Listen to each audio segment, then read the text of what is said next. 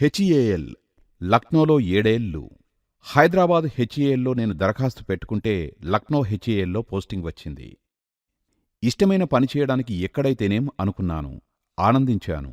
1980 జూన్లో లక్నో బయలుదేరి వెళ్ళాను. కాకపోతే లేహ్ అండమాన్స్లో పనిచేయడాన్ని నేను గొప్ప సవాలుగా భావించాను. ఆయా ప్రాంతాల్లో పనిచేసే అవకాశం రాలేదన్న వెలితి నాలో ఉండిపోయింది. వాయుసేన సంస్కృతి నుండి వచ్చిన నాకు ప్రభుత్వరంగ సంస్థ అయిన హెచ్ఏఎల్ తాలూకు వాతావరణం, పనితీరు కొత్తగా అనిపించాయి. వాటికి అనుగుణంగా నన్ను నేను మలుచుకుంటూనే నాదైన పద్ధతిలో నిర్దిష్ట లక్ష్యాన్ని ఏర్పరుచుకున్నాను. ఎలాంటి పరిస్థితిలోనూ నా మాతృ సంస్థ భారతీయ వాయుసేన పతాకాన్ని గర్వంగా రెపరెపలాడేలా ఉంచాలని నా సంకల్పం. భయం మెడను వంచి అడుగు ముందుకు వేసినప్పుడు ఏ పని చేయడానికైనా మనిషి వెనుకాడడు. విజయాన్ని సాకారం చేసుకోవాలంటే స్పష్టమైన లక్ష్యాన్ని ఏర్పరచుకోవాలి. గట్టి సంకల్పంతో కార్యసాధన దిశగా సాగిపోవాలి. ఆత్మవిశ్వాసంతో అపజయాలను అధిగమిస్తూ వాటిని విజయ సోపానాలుగా వాడుకోవాలి. బాధ్యతలకు భయపడి వెనుకంజ వేస్తే విజయం దూరమవుతుంది.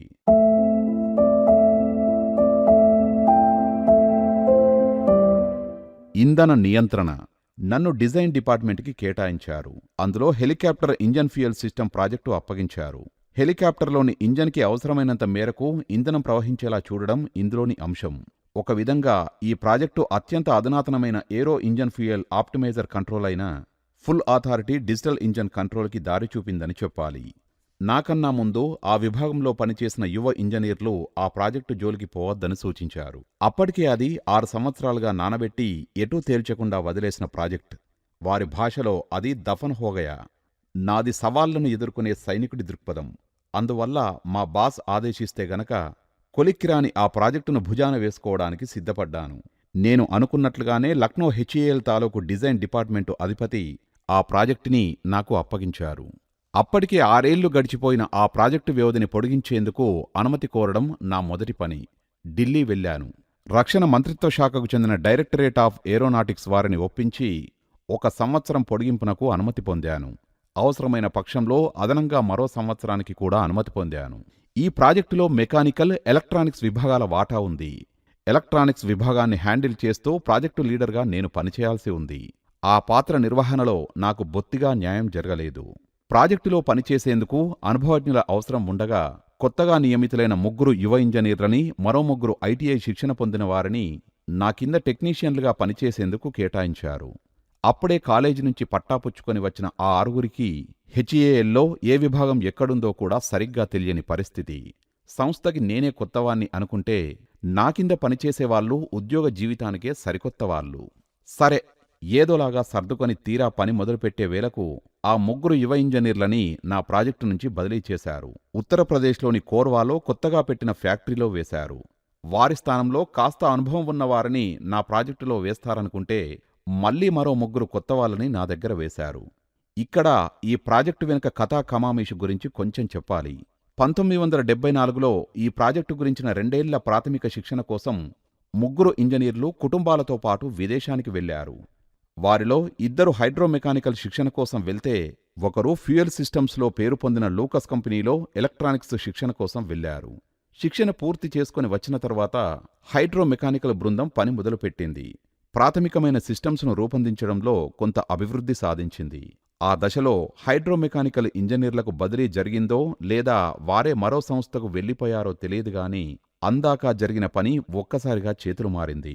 కొత్తగా వచ్చిన హైడ్రోమెకానికల్ బృందం ఆధ్వర్యంలో కొంతమేరకు పని బాగానే జరుగుతోంది. ఎలక్ట్రానిక్ విభాగానికి చెందిన ఇంజనీర్ పరీక్ష్ తెలివైనవాడు, మాటకారి, అన్నిటికీ మించి బతకడం నేర్చినవాడు.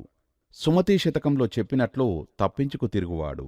హెలికాప్టర్ ఇంజన్ ఫ్యూయల్ సిస్టమ్ అతడికి మింగుడు పడలేదు. కొరకరాని కొయ్యజోలికి పోతే కొరువితో తలను గోక్కున్నట్లవుతుందని పసిగట్టాడు. ఎలక్ట్రానిక్స్ విభాగం అధిపతి బోస్ని మంచి మాటలతో మచ్చిక చేసుకొని ఆయనకి ఎంతో ఇష్టమైన కాలం చెల్లిన అనలాగ్ టెక్నాలజీ ఇన్వర్టర్ ప్రాజెక్టుతో కాలం గడిపేస్తున్నాడు. ప్రజాధనం వెచ్చించి ఆధునిక సాంకేతికతకు సంబంధించిన ప్రాజెక్టులో శిక్షణ కోసం కుటుంబంతో పాటు విదేశానికి వెళ్లి అక్కడ 2 ఏళ్లు హాయిగా గడిపి స్వదేశానికి తిరిగి వచ్చిన ఓ ఇంజనీర్ ఆ ప్రాజెక్టును తుంగలో తొక్కి ఓ పాత ప్రాజెక్టుతో పబ్బం గడపడం దారుణమైతే పై అధికారులు అతన్ని ఆశీర్వదించి అనుమతించడం మరీ ఘోరం.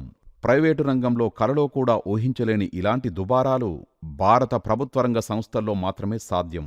ఇది చూసి నాకు మతిపోయింది.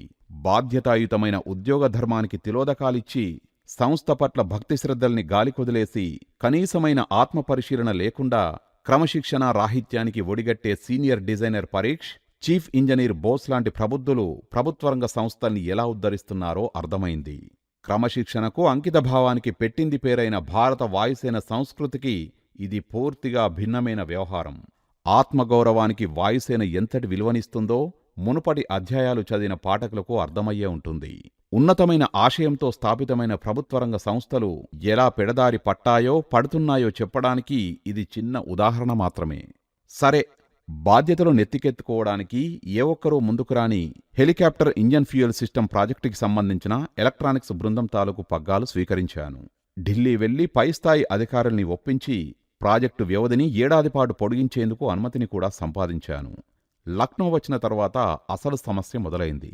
రథం మీద కూర్చున్న సారథికి ఏ దిశలో వెళ్లాలో తెలియని పరిస్థితి.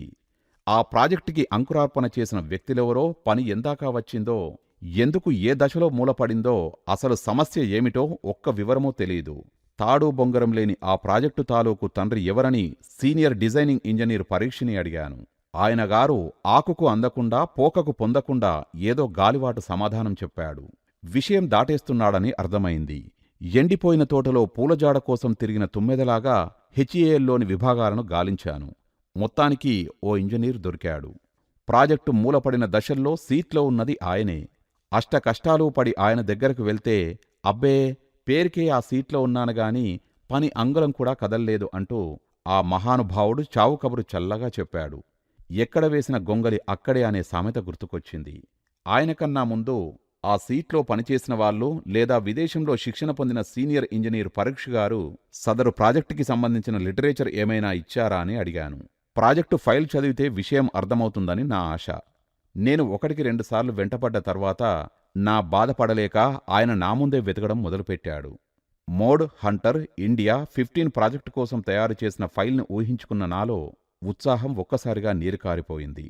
టేబుల్ మీద దొంతరని మొత్తంగా గాలించిన ఆ మహానుభావుడు ఇదిగో అంటూ ఓ అరఠావు కాగితాన్ని నా చేతిలో పెట్టాడు. మరి నేను ఆశ్చర్యం నుంచి తేరుకోక మునుపే, మీరు చెబుతున్న ప్రాజెక్టుకి సంబంధించి నాకన్నా ముందు పనిచేసిన వాళ్ళు నాకోసం వదిలివెళ్లిన సమాచారం ఇదే, ఇంత మాత్రమే అంటూ చేతులు దులిపేసుకున్నాడు. ఆ కాగితంలో సమాచారం కోసం నా కళ్ళు ఆత్రంగా గాలించాయి. అందులో ఉన్నదల్లా ఓ ఆసిలేటర్ సర్క్యూట్ మాత్రమే. కొండను తవ్వి ఎలుకను పట్టినట్లయింది. దాంతో 0 నుంచి పని మొదలుపెట్టాలని బోధపడింది. వాయుసేనలో పనిచేసిన అనుభవం నాకు అక్కరకు వచ్చింది. నేనేమిటో అక్కడి వాళ్లకు తెలియాలి, అందరికీ తెలిసేలా పనిచేయాలి. అందుబాటులో ఉన్న కొత్తవారితోనే రంగంలోకి దిగాను. ఎయిర్ ఫోర్స్ ఆఫీసర్ సత్తా ఏమిటో, ఎలాంటిదో కొద్ది కాలంలోనే నిరూపించాను. దాంతో నా గౌరవం పెరిగింది. ఎక్కడికి వెళ్ళినా ఎవరిని అడిగినా నా పేరు వినిపించేలా దృశ్యం మారిపోయింది.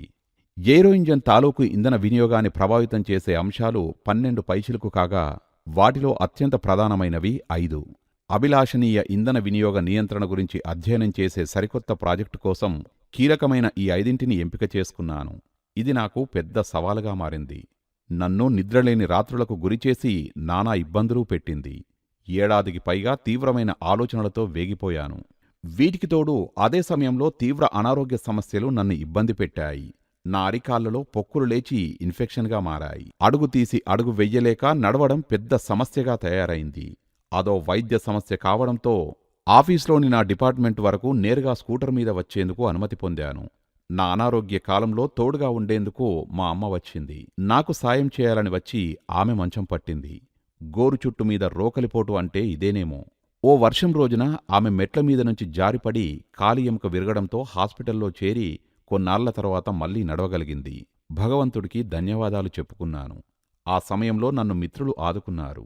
ఇలాంటి పరిస్థితుల్లో సైతం విసుగు విరామం లేకుండా పగలు రాత్రి ప్రాజెక్టు గురించే పరితపించాను. పదే పదే ఆలోచించి విజయవంతంగా పూర్తి చేశాను. నా ప్రాజెక్టులో భాగంగా ఓ లైవ్ వర్కింగ్ ఫ్యూయల్ రిగ్కి సిస్టమ్ని అనుసంధానించాను. ఎంపిక చేసిన 5 కీలకమైన అంశాల్లో ఏదో ఒక దానిలో మార్పులు చేస్తూ ఫ్యూయల్ టెస్ట్ రిగ్లో పూర్వనిర్ధారిత ఇంధన ప్రవాహాన్ని విజయవంతంగా ప్రదర్శించాను. హెచ్ఈఎఫ్ఎస్ ప్రాజెక్టు ద్వారా ప్రత్యక్ష ప్రదర్శన ద్వారా నియంత్రిత ఇంధన ప్రవాహం గురించి విదేశీ సందర్శకులకు వివరించాను కూడా. ఫ్యూయల్ రిగ్కి సంబంధించిన ఈ ప్రాజెక్టు ప్రదర్శన హెచ్ఏఎల్ లక్నో డివిజన్కి ఒక అపూర్వమైన కానుకగా ప్రశంసలందుకుంది. మంచి పేరు తెచ్చింది. మన దేశంలోని డిఫెన్స్ ల్యాబ్స్ నుంచి, అలాగే ఇతర దేశాల కంపెనీల నుంచి చాలామంది సందర్శకులు ఈ ప్రాజెక్టు గురించి విని పని కట్టుకుని లక్నో హెచ్ఏఎల్ను సందర్శించారు. తేలికపాటి యుద్ధ విమానాల తయారీ కోసం అప్పట్లో కొత్తగా స్థాపితమైన ఎయిర్ క్రాఫ్ట్ డెవలప్మెంట్ అథారిటీ వారు అదే విమానాల కోసం కావేరీ ఏరో ఇంజన్ రూపొందిస్తున్న గ్యాస్ టర్బైన్ రీసెర్చ్ ఎస్టాబ్లిష్మెంట్ వారు ఈ ప్రాజెక్టు పట్ల ఆసక్తి కనబరిచారు. Directorate of aeronautics, the directorate of technical development and projects HAL, the national aeronautical lab, the gas turbine research establishment, defence research and development organisation వంటి ప్రముఖ aeronautical సంస్థలకు చెందిన 14 మంది సభ్యుల అత్యున్నత స్థాయి అధికార సంఘం లక్నో హెచ్ఏఎల్లోని ఈ ప్రాజెక్టుని సందర్శించి 2 రోజుల పాటు నన్ను ఉక్కిరిబిక్కిరి చేసి చివరికి నా ప్రాజెక్టుని క్లియర్ చేసింది. మా బృందంలోని సభ్యులం ఆనందంతో పండుగ చేసుకున్నాం. సమాధిలోని ప్రాజెక్టుకు జీవాన్ని పోసి మా డివిజన్ గర్వించే స్థాయిలో విజయ పతాకాన్ని ఎగురవేసిన ఆ మధుర క్షణాల్లో మా శ్రమను, ఎదురీతను, కష్టనష్టాలని మర్చిపోయాం. అత్యున్నత స్థాయి అధికార సంఘం మా శ్రమను బహిరంగంగా మెచ్చుకుంది. చెప్పాలంటే మా లక్నో డివిజన్ సమర్పించిన 4-5 ప్రాజెక్టుల్లో మాది మాత్రమే యువ ప్రాజెక్ట్. 6 ఏళ్ల నాటి ఈ ప్రాజెక్టుకు మాత్రమే అత్యున్నత స్థాయి అధికార సంఘం ఆమోదం లభించింది. అప్పటికి ఎలక్ట్రానిక్స్ కంట్రోల్ సిస్టమ్ను ప్రారంభించి 2 ఏళ్లు కూడా పూర్తి కాలేదు. నేను పగ్గాలు స్వీకరించిన తర్వాత కాలవ్యవధిని పొడిగించేందుకు రక్షణ శాఖకు చెందిన డైరెక్టర్ ఆఫ్ ఏరోనాటిక్స్ని, కేంద్ర పరిశ్రమల శాఖ వారిని ఒప్పించి అనుమతి సంపాదించాను కూడా. Director DTD and P committee సభ్యులు నా ప్రాజెక్టు పట్ల సానుకూలంగా స్పందించారు. డిజిటలైజేషన్ దిశగా సహాయం చేసేందుకు తక్షణమే అంగీకరించారు. అప్పటి వ్యయ సూచికల్ని దృష్టిలో ఉంచుకొని 45 లక్షల రూపాయల అంచనా వ్యయంతో నేను ముందస్తుగానే సిద్ధం చేసుకున్న కొటేషన్ను ప్రతిపాదన రూపంలోనూ డైరెక్టర్ డిటిడి అండ్ పికి సమర్పించాను. అప్పటి హెచ్ఏఎల్ లక్నో డివిజన్ నిబంధనల ప్రకారం ఆ ప్రతిపాదనకు ముందుగా గ్రేడ్ 4 చీఫ్ ఇంజనీర్ ఆమోదముద్ర లభించాల్సి ఉంది. ఆ ప్రక్రియలో భాగంగా నా ప్రతిపాదన ఎలక్ట్రానిక్స్ విభాగాధిపతి బోస్ వద్దకు వెళ్ళింది. అక్కడ సహజంగానే ఆయనకు అత్యంత విశ్వసనీయుడైన పరీక్ష జోక్యం చేసుకుని అడ్డుపుల్ల వేశాడు. నేను నా ప్రతిపాదన గురించి చాలాసార్లు అడిగాను. ఇదిగో అదిగో అంటూ కొన్నాళ్ళు బోస్గారు బిజీ అని ఇంకొన్నాళ్ళు సమాధానాలు వచ్చాయి. విషయం అర్థమైంది. ఇక లాభం లేదనుకున్నాను. నేరుగా డిజైన్ డిపార్ట్మెంట్ హెడ్ గారిని కలుసుకున్నాను. అధికారం చేతిలో ఉన్నా నిర్ణయాలు తీసుకునే సామర్థ్యం ఆయనకి లేదు. కాని ఎలాంటి సమస్యనైనా దాటవేసే తెలివితేటలు ఉన్నాయి. మనిషి మాటకారి. విందు వినోదాల్లో సరదాగా కబుర్లు చెప్పడంలో ఆయనకు ఆయనే సాటి. పని పట్ల మాత్రం శ్రద్ధాసక్తులు లేవు. తేలిగ్గా తీసుకునే రకం. కనీసం బోస్తో మాట్లాడలేదు సరికదా, పదే పదే అడుగుతున్నానని నా పట్ల అసహనం ప్రదర్శించాడు. నా ఎదురుగానే చిరాకు పడ్డాడు. అది అప్పటి హెచ్ఏ లక్నో డివిజన్ అధికారుల వ్యవహార శైలి. అత్యున్నత స్థాయి అధికార సంఘం ఆమోదించినా సంస్థలోని సొంత మనుషులకు కన్నుకొట్టింది. నా ప్రాజెక్టుని అడ్డుకోవాలని చూశారు. దేవుడు వరమిచ్చినా పూజారి వరం ఇవ్వడు సామెత గుర్తుకొచ్చింది. అలాంటి దశలో కొన్ని ముఖ్య సంఘటనలు చోటు చేసుకున్నాయి. అప్పటి హెచ్ఏఎల్ చైర్మన్ జేకే కపూర్ గారికి ఆకస్మిక పదవీ వియోగం కలిగింది. ఆయన స్థానంలో ఎయిర్ మార్షల్ ఎల్ఎం కత్రే గారు నియమితులయ్యారు. నేను కాలేజ్ ఆఫ్ ఎయిర్ వార్ఫేర్లో ఉన్నప్పుడు వారి గురించి విన్నాను. వారి ఉపన్యాసాలు కూడా 2 సార్లు ప్రత్యక్షంగా విన్నాను. గొప్ప దార్శనికుడు, మంచి కమాండర్, మంచి మనసున్న పెద్ద మనిషి. కత్రే గారి సందర్శన సందర్భంగా డిజైన్ ప్రాజెక్టుకి సంబంధించి పూర్తి వివరాలతో ప్రదర్శన రూపంలో నివేదికను సమర్పించి దాని తర్వాత హైటీలో పాల్గొనే కార్యక్రమానికి రూపకల్పన జరిగింది. కావాలని చేశారో లేదా అనుకోకుండా జరిగిందో గాని వివరణాత్మక ప్రదర్శనలో నా హెచ్ఈఎఫ్ఎస్ ప్రాజెక్టుని చిట్టచివరి అంశంగా ఉంచారు. సాధారణంగా ఉన్నత స్థాయి అధికారులు సమయభావం వల్ల ముందు వరుసలో ఉన్న ప్రాజెక్టుని కాసేపు సందర్శించి స్థాళీపులాక న్యాయం ప్రకారం చివరి వరుసలో ఉన్న వాటిని చూసి చూడనట్లు దాటవేస్తారు. ఎయిర్ మార్షల్ కత్రే ఒక్కో ప్రాజెక్టును నిదానంగా పరిశీలిస్తూ నా ప్రాజెక్టు దగ్గరకు వచ్చేసరికి నిజంగానే పుణ్యకాలం గడిచిపోయింది. అందుబాటులో ఉన్న కొద్దిపాటి క్షణాలను సద్వినియోగం చేసుకున్నాను. హెచ్ఈఎఫ్ఎస్ ప్రాజెక్టు తాలూకు కీలకమైన అంశాలను క్లుప్తంగా వివరించాను. కత్రేగారిలో ఆసక్తి ఒక్కసారిగా హెచ్చింది. హైటీ కోసం కేటాయించిన ప్రత్యేక సమయాన్ని ఆయన రద్దు చేశారు. తమ వద్దకే టీ తీసుకురమ్మని చెప్పి ప్రాజెక్టు పట్ల ఆసక్తితో ప్రశ్నలు వేస్తూ 45 నిమిషాల పాటు పూర్తి వివరాలు అడిగి తెలుసుకున్నారు. నా వివరణల పట్ల సంతృప్తిని వ్యక్తం చేస్తూ పక్కనే ఉన్న MD wing commander HK Singh గారి వైపు ఇది ఓకే కదా అనేలా చూసి ఇక కొలాబరేషన్ దేనికి అన్నారు. కత్రేగారి ప్రశంసాత్మక వ్యాఖ్యతో నా నెత్తిన పాలుపోసినట్లయింది. కాకపోతే ఎండీగారు మాత్రం సగం రాజకీయ చాతుర్యాన్ని కలబోసిన సమాధానంతో దాటవేయబోయారు. తర్వాత ఎయిర్ మార్షల్ కత్రే నా వైపు తిరిగి, మిస్టర్ రావ్, మీరు కంచెకు ఎటువైపు అని అడిగారు. ఆయన మాటలకు నేను ఎయిర్ ఫోర్స్లో ఉన్నానా, హెచ్ఏఎల్లో ఉన్నానా అని అర్థం. అంతలో మా డిజైన్ డిపార్ట్మెంట్ బాస్ అడ్డు తగిలారు. మేం క్యారెట్ ఆఫర్ చేస్తున్నాం కానీ అన్నారు. అప్పుడు ఎయిర్ మార్షల్ కత్రే హెచ్ఏఎల్లో ఉండి కూడా ఎయిర్ ఫోర్స్ మంచి పని చేయవచ్చు అని నాతో అన్నారు. నేను ఆలోచనలో పడ్డాను. ఆ తర్వాత ఓ వార్త వచ్చింది. హెచ్ఏఎల్ సామర్థ్యాన్ని మరింత బలోపేతం చేసేందుకు, ఓరియంటేషన్ చేసేందుకు ప్రతిభావంతులైన సాంకేతిక అధికారుల్ని నియమిస్తున్నారట. ఈ సమాచారం తెలుసుకున్న తర్వాత ఎయిర్ ఫోర్స్కి చెందిన అనుభవజ్ఞుల సేవలను హెచ్ఏఎల్లో వినియోగించుకునేందుకు యాజమాన్యం ఆలోచిస్తోందని భావించాను. అప్పుడు నేను నిర్ణయానికి వచ్చాను. హెచ్ఏఎల్లో ఉద్యోగాన్ని ఆమోదిస్తూ కాగితాల మీద సంతకం చేసి సెలవు మీద వెళ్ళాను. వారం రోజుల తర్వాత నేను ఆఫీస్కి రాగానే ఎయిర్ ఫోర్స్ నుంచి ఉత్తరం వచ్చింది. ఆమోదముద్ర లభించింది. హెచ్ఏఎల్లో నేను శాశ్వత ఉద్యోగిగా కొనసాగేందుకు ఎయిర్ ఫోర్స్ నుంచి అత్యంత త్వరగా విడుదల ఉత్తర్వులు లభించడం బహుశా అదే మొదటిసారి. పూర్తిస్థాయి ఉద్యోగిగా హెచ్ఏఎల్ పెరోల్స్లో నా పేరు నమోదైన తరుణంలోనే హెచ్ఈఎఫ్ఎస్ ప్రాజెక్టు సారథిగా నా పేరు ప్రముఖ వర్గాల్లో ప్రాచుర్యం పొందింది. ఐరోపా నుంచి లూకాస్ వంటి ప్రముఖ సంస్థల వారు ఇక్కడి సాంకేతిక పరిజ్ఞానాన్ని అంచనా వేసి హెచ్ఏఎల్ లక్నోను సందర్శించారు. అదేవిధంగా ఇండోనేషియా నుంచి విదేశీ ప్రతినిధులతో పాటు NAL, GTRE, HAL engine division వంటి స్వదేశీ ప్రతినిధులు కూడా వచ్చారు. ఎయిర్ కమడోర్ ఎన్సి సూరి తన బృందాన్ని తీసుకువచ్చారు. అపజయం వాటిల్లినప్పుడు అందరూ తప్పుకుంటారు. అదే విజయం లభించినప్పుడు మాత్రం అది తమ వల్లనేనని చాటుకునేందుకు ప్రతి వ్యక్తి ఎగబడతాడు. అత్యంత సహజమైన ఈ వాస్తవ నీతి నేను చెమటోడ్చిన హెచ్ఈఎఫ్ఎస్ ప్రాజెక్టు విషయంలోనూ రుజువైంది. నెలలు, సంవత్సరాలు ప్రాజెక్టుని దిక్కుమొక్కు లేకుండా మూలపడేసిన మహానుభావుడు పరీక్ష్ తన పై అధికారి బోస్ గారి ఆశీస్సులతో ఒక్కసారిగా తెరమీదకు వచ్చాడు. నైతిక విలువలకు తిలోదకాలిచ్చి ప్రాజెక్టు విజయం తన ఘనతేనని కాలరు ఎగరేయబోయాడు. నేను గ్రహించాను. ఇందులో వేలు పెడితే కట్ చేసి పారేస్తాను అని ధ్వనించేలాగా బోస్ గారి సమక్షంలోనే చూపుడు వేలుతో పరీక్షను హెచ్చరించాను. అతడి నోట మాట రాలేదు. ఆ క్షణంలో తోకముడిచినా తన సహజ నైజాన్ని కోల్పోలేదు. తెర వెనుక పాచికలాట కొనసాగించాడు. బోస్ గారి బుర్రలో నాకు వ్యతిరేకంగా అదే పనిగా విషాన్ని నూరిపోశాడు. దాని ఫలితంగా నేను ప్రతిపాదించిన డిజిటలైజేషన్ ప్రాజెక్టు తాలూకు ఫైల్ అనాదరణకు గురైంది. బోస్ గారి టేబుల్ మీద ఫైళ్ల గుట్టలో అట్టడుగుకు చేరుకుంది. ప్రతిభావంతులకు పెట్టింది పేరని చెప్పుకునే HAL Lucknow division design and development డిపార్ట్మెంటులో ఇది వృత్తిపరమైన నైపుణ్యానికి లభించిన గౌరవం. ఏరోనాటిక్స్లో, ఎయిర్ క్రాఫ్ట్ తయారీలో, ముఖ్యంగా ఎయిర్ ఫ్రేమ్ స్ట్రక్చర్స్లో ఆ సంస్థ అందిస్తున్న సేవలకు, పొందుతున్న పేరు ప్రఖ్యాతులకు ఈ తరహా ఉదంతాలు దిష్టిచుక్కల్లాంటివి. లూకాస్ లేదా డౌటీ వంటి ఐరోపా ఆధారిత సంస్థల సహకారంతో ఎఫ్ఏడిఈసి కోసం ప్రాజెక్టు అభివృద్ధి చేయాలన్న ప్రతిపాదన వచ్చింది. చాలా పెద్ద ప్రాజెక్ట్. ప్లానింగ్కి సంబంధించి పెద్ద స్థాయిలో ఎక్సర్సైజ్ చేయాల్సి ఉంది. దీన్ని దృష్టిలో ఉంచుకొని ఎలక్ట్రానిక్స్ విభాగం నన్ను మెకానికల్ విభాగం నుంచి నా సమాన హోదా ఇంజనీర్ని సారథులుగా తీసుకున్నారు. ఈ ప్రాజెక్టులో నా పేరు ఉండడం బోస్ గారికి బొత్తిగా ఇష్టం లేదు. ప్రాజెక్టుకి సంబంధించి కొలాబరేటర్స్కి, హెచ్ఏఎల్ లక్నో విభాగానికి మధ్య జరగాల్సిన పనుల తాలూకు scheduling, timings, number of programs లాంటి పూర్తి వివరాలతో మొత్తం డాక్యుమెంటేషన్ నేనే చేశాను. 2-3 ఏళ్ల కాల వ్యవధిలో అప్పటి వ్యయ సూచికల్ని అనుసరించి సుమారు 18 కోట్ల రూపాయల ఆర్థిక అంచనాల వివరాలతో మొదటి ప్రోటోటైప్ తయారీకి అవసరమైన ప్రతిపాదనను రూపొందించాను. అవసరమైన నిధుల కోసం అనేక సంబంధిత ఏజెన్సీలను కూడా సంప్రదించాను. చాలా ఏజెన్సీల వారు నిస్సహాయత వ్యక్తం చేశారు. కాకపోతే డిజైన్ అండ్ డెవలప్మెంట్ విభాగం అధిపతిగా అధికారం మొత్తం ఆయన చేతుల్లోనే ఉంది. గ్యాస్ టర్బైన్ రీసెర్చ్ ఎస్టాబ్లిష్మెంట్, అదేవిధంగా తేలికపాటి యుద్ధ విమానాల అభివృద్ధి కోసం డాక్టర్ వల్లూరి గారి ఆధ్వర్యంలో అప్పుడే కొత్తగా ఏర్పడిన ఏరోనాటిక్స్ డెవలప్మెంట్ అథారిటీ, ఈ 2 సంస్థలు మాత్రమే సుముఖత వ్యక్తం చేశాయి. ఏరోనాటిక్స్ డెవలప్మెంట్ అథారిటీ విషయానికి వస్తే ఈ సంస్థ 1984-85లో స్థాపితమైంది. లైట్ కంబాట్ ఎయిర్ క్రాఫ్ట్ అంటే తేలికపాటి యుద్ధ విమానాల్ని అభివృద్ధి చేయడం ఈ సంస్థ ముఖ్యోద్దేశం. వీటికి సంబంధించిన కావేరీ ఏరో ఇంజన్ను రూపొందించే బాధ్యతను గ్యాస్ టర్బైన్ రీసెర్చ్ ఎస్టాబ్లిష్మెంట్ స్వీకరించింది.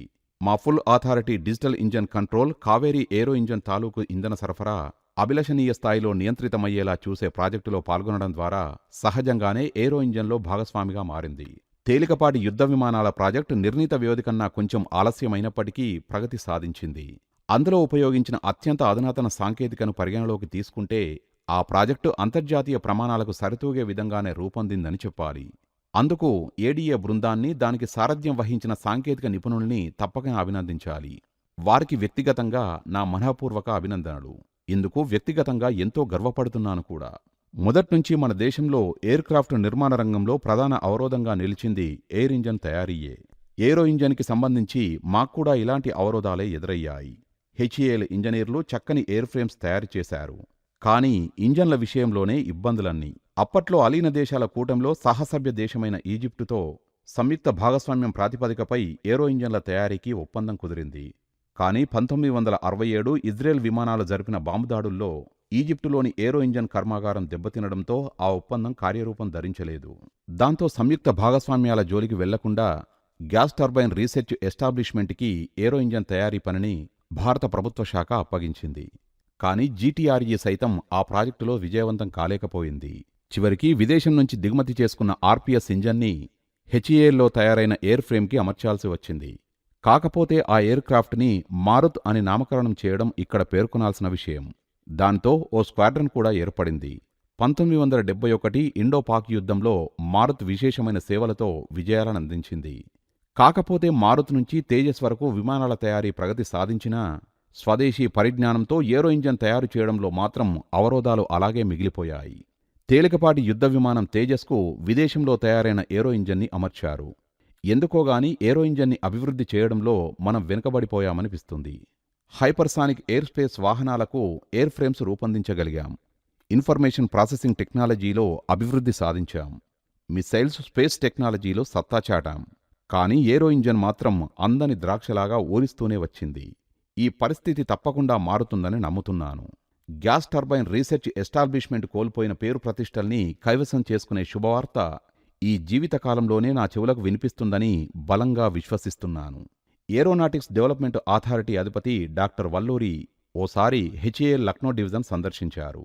ఆ సందర్భంగా నా పేరు తీసుకువచ్చి ఆమోదం పొంది ఎఫ్ఏడిఏసి ఆధార నమూనాగా గుర్తింపు పొందిన హెచ్ఈఎఫ్ఎస్ ప్రాజెక్టును ప్రత్యేకంగా ప్రశంసిస్తూ నో హౌ కన్నా నో వాట్ గొప్పదని డాక్టర్ వల్లూరి చమత్కరించారు. ఆయన ప్రశంసాపూర్వక వ్యాఖ్యతో నా ఆలోచనలో మరింత స్పష్టత ఏర్పడింది. ఈ ప్రాజెక్టులో పనిచేసినప్పుడు చాలా సందర్భాల్లో నాకు చిక్కు ప్రశ్నలు, సమస్యలు ఎదురయ్యాయి. కీలకమైన ప్రశ్నకు సరైన సమాధానం లభిస్తే చాలు. దానికి సంబంధించిన హార్డ్వేర్ని అభివృద్ధి చేయడం పెద్ద పనేమీ కాదు. ఏ ప్రాజెక్టులోనైనా ప్రాథమికంగా కాన్సెప్టును అభివృద్ధి చేయడమే పెద్ద సవాలు. గుండెకాయలాంటి కీలకమైన ఈ అంశంలో స్పష్టత లభిస్తే అందుబాటులో ఉన్న అధునాతన సాంకేతికత సహాయంతో తక్కువ బరువుతో స్థలాన్ని ఆదా చేసే అతి తక్కువ పరిమాణంలో హార్డ్వేర్ని ఇట్టే తయారు చేయవచ్చు. ప్రాజెక్టు సమయంలో నా ప్రయాసంతా డాక్టర్ వల్లూరి పేర్కొన్న ఈ నోవాట్ కోసమే. ఈ సంగతిని ఆయన ప్రత్యేకంగా ప్రస్తావించడంతో నా పరిశీలన, పరిశోధన, ఆలోచన స్పష్టంగా ఉన్నాయని, నేను సరైన మార్గంలో ప్రయాణిస్తున్నానని నిర్ధారించుకున్నాను. నాలో నైతిక స్థైర్యం, ఆత్మవిశ్వాసం రెట్టించాయి. నా ఊహ నిజమైంది. డాక్టర్ వల్లూరి ప్రశంసలకు రకరకాల ప్రతిస్పందనలు వెలువడ్డాయి. ఇంజనీరింగ్ కమ్యూనిటీలో హర్షం వ్యక్తం కాగా పరీక్ష మొహం వాడిపోయింది. బోస్ లోలోపల గింజుకున్నాడు. అప్పుడే ఆసక్తికరమైన వార్త చక్కర్లు కొట్టింది. అది పరీక్షని, బోస్ని ఇబ్బంది పెట్టింది. అంతకుమునుపు నా బృందం నుంచి కోర్వాకు బదిలీ అయిన ఓ ప్రతిభావంతుడైన యువ ఇంజనీర్ మీద పైస్థాయి అధికారుల ఒత్తిడి ఎక్కువైంది. పని మందకొడిగా సాగుతోందంటూ పదే పదే సతాయింపులు మొదలయ్యాయి. నిజానికి గ్రూప్ ఇన్ఛార్జిగా ఉన్న బాస్ అందుకు బాధ్యత వహించాలి. కానీ సదరు బాస్ మీద జీఎం గారికి అవ్యాజమైన ప్రేమాభిమానాలు ఉండడం వల్ల కింది స్థాయి యువ ఇంజనీర్ని బాధ్యుని చేయసాగారు. ఒక మేర వరకు ఓపిక పట్టిన యువ ఇంజనీర్కి విసిగెత్తింది. సహనం నశించింది. ఓ సమీక్షా సమావేశంలో, సర్, వింగ్ కమాండర్ రావుగారిని మాకు లీడర్గా ఇవ్వండి, మీకు సత్ఫలితాలు అందిస్తామని మనసులో మాట బహిరంగంగా వెల్లడించాడట. జీఎం గారితో పాటు ఉన్నత స్థాయి అధికారులు ఒక్కసారిగా ఆశ్చర్యపోయారట. సమీక్షా సమావేశంలో పాల్గొన్న మేనేజర్ల ద్వారా నాకీ వార్త తెలిసింది. డాక్టర్ వల్లూరి గారి ప్రశంసలు నాలో ప్రోత్సాహాన్ని రెట్టించిన దర్మిలా చాలా ఏజెన్సీలను వాకప్ చేశాను. కొలాబరేషన్ ఫీజుతో కలుపుకొని 18 కోట్ల రూపాయల ప్రాజెక్టుకు ఆమోదం లభించేందుకు తీవ్రంగా ప్రయత్నించాను. చర్చల తర్వాత చివరికి కొలాబరేషన్ ఫీజు 70% నుంచి 30%కి తగ్గింది. ఇది మా నోవాట్, నో హౌకి విజయ సూచిక. ఒకసారి ఆమోదముద్ర పడిన తర్వాత ఆకర్షణీయమైన పోస్టింగ్ల కోసం, విదేశాల్లో అసైన్మెంట్ల కోసం చాటుగా పైరవీలు మొదలయ్యాయి. ఉన్నత స్థాయిలోని అధికారవర్గం సైతం ప్రతిఫలాపేక్షతో పైరవీకారుల్ని ప్రోత్సహించింది. ఆ రోజుల్లో విదేశానికి వెళ్లడం ఓ మహత్తర అవకాశం. విదేశీ సందర్శనంతో పాటు జీతభత్యాల రూపంలో బాగా కిట్టుబాటు అవుతుంది మరి. అంతకు 2 ఏళ్ల మునుపు హెచ్ఏఎల్ లక్నో డివిజన్ జీఎంకి ఎండీగా పదోన్నతి లభించింది. 3 ఎండీల కార్యాలయాలు బెంగుళూరులోని కార్పొరేట్ కార్యాలయంలోనే ఉన్నాయి. కాకపోతే ఈ ఎండీ గారు మాత్రం బెంగుళూరు వెళ్లకుండా తన కార్యాలయాన్ని లక్నోకి మార్పించుకున్నారు. హెచ్ఏఎల్ లక్నో డివిజన్ ప్రాంగణంలోనే ఎండీ కార్యాలయం కోసం ప్రత్యేకంగా ఓ భవనం కూడా కట్టించుకున్నాడు. ఆయన లక్నోవాసి మరి. అక్కడే ఆయన ఇంట్లో పాడి పరిశ్రమ కూడా ఉంది. ఆయన నాకు కబురు పెట్టి ప్రాజెక్టును మెచ్చుకుంటూ నన్ను తెగ అభినందించాడు. నేను ఆశ్చర్యపోయాను. గతంలో జీఎంగా ఉన్నప్పుడు నా పట్ల ప్రసన్నంగా లేని వ్యక్తి ఎండీ కుర్చీలో కూర్చోగానే ఎంతలా మారిపోయాడు. ఇప్పుడు ఆయన ప్రశంసిస్తున్న ప్రాజెక్టుకి సంబంధించిన గడువు పొడిగింపు నిమిత్తం నేను 2 ఏళ్ల క్రితం చెప్పులు అరిగేలా తిరిగినప్పుడు ఒక పెద్ద యుద్ధాన్ని ఇండియా కేవలం 15 రోజుల్లో ముగించి విజయం సాధించింది అంటూ ఆయన విసిరిన ఎత్తిపొడుపులు గుర్తుకొచ్చాయి. నిర్ణీత వ్యవధిలో పని పూర్తి చేయడం చేతగాక గడువును పొడిగించమంటున్నావా అని స్ఫురించేలా ఆయన అన్నమాటలు ఒక్కసారిగా నన్ను వెంటాడాయి. ఆయన హయాంలో 4 ఏళ్ల పాటు ఆ ప్రాజెక్టు అంగుళం కూడా కదల్లేదు. ఇది ఆయన అంతరాత్మకి తెలుసు. ఏం చేస్తాం? Boss is always right. బదులు చెప్పడానికి వీల్లేదు. ఎండీగా పదోన్నతి పొందిన దర్మిల జీఎంగా వెలగబెట్టిన నాటి రోజులు ఆయనకు గుర్తురాలేదు. నన్ను ప్రసన్నం చేసుకోవడానికి ఆయన ప్రయత్నిస్తున్నాడని అర్థమైంది. మనసులోని మాటను మెల్లగా బయటపెట్టాడు. నా సహాయాన్ని కోరాడు. అందులో భాగంగా భారత వాయుసేన భ్రాతృత్వ ప్రస్తావన తీసుకొచ్చాడు. అవును మరి, ఆయన కూడా ఓ రిటైర్డ్ వింగ్ కమాండర్. అంతకుముందు ఎన్నడూ స్ఫురించని ఈ వాయుసేనానుబంధం ఒక్కసారి ఆయన అమ్ముల పొదిలోంచి బయటకు వచ్చింది. అది రాజకీయ నాయకుడి ఎత్తుగడలాగా నాకు చాలా వ్యూహాత్మకంగా ధ్వనించింది. ఆ విభాగాన్ని సరైన చేతుల్లో పెట్టాలని ఎదురుచూస్తున్నానని అన్నాడు. అలా అంటూ వరలోని కత్తిని పైకి తీసినట్లుగా తన మనసులోని కుట్రను ఒడుపుగా బయటపెట్టాడు. జాడి మూతను తెరిచి విషవాయువును బయటికి వదిలిన చందంగా డిజైన్ నుంచి స్పష్టంగా చెప్పాలంటే ఎఫ్ఏడిఈసి ప్రాజెక్టు నుంచి మెకానికల్ ఫ్యాక్టరీకి నన్ను బదిలీ చేస్తున్నానని చెప్పాడు. ఎంత పెద్ద స్థాయిలో నాకు వ్యతిరేకంగా పావులు కదిలాయో అర్థమైంది. సంస్థకు నా సేవలు కావాలి, పేరు మాత్రం మరొకరికి రావాలి. ఎఫ్ఏడిఈసి ప్రాజెక్టు మీద నైతికపరమైన హక్కు నాకు ఉంది. ఎందుకంటే దానికోసం ఎంతగానో పాటుపడ్డాను. ప్రాజెక్టుకి ఎక్స్టెన్షన్ సంపాదించాను. అది విజయవంతంగా పూర్తయ్యే వరకు అడుగడుగునా నా కష్టం ఉంది. చివరికి స్పాన్సర్ల అన్వేషణ మొదలుకొని ఉన్నతాధికారుల ఆమోదం వరకు అన్ని దశల్లోనూ నేనే ఉన్నాను. ఇప్పుడది బంగారు గుడ్లు పెట్టే దశకు చేరుకోగానే 10 మంది కళ్ళు పడ్డాయి. ఎగరేసుకుపోవాలని పకడ్బందీగా ప్రణాళిక రచించారు. దాని ఫలితంగా ఎండీ కార్యాలయానికి నన్ను రప్పించారు. చావు కబురు చల్లగా చెప్పి తెలివిగా తప్పించారు. అర్హతలను కాలరాసి తన 100 మాగదులకి ప్రాజెక్టుని దారాదత్తం చేశారు. మన దేశంలోని కొన్ని ప్రభుత్వరంగ సంస్థల తీరుతెన్నులకు ఇది కేవలం ఓ చిన్న ఉదాహరణ మాత్రమే. కొన్ని ప్రభుత్వరంగ సంస్థలు కొంతమంది ఇష్టారాజ్యాలుగా మారి కోలుకోలేని కష్టాల్లో కూరుకుపోవడానికి ఇలాంటి కారణాలు కోకొల్లలు.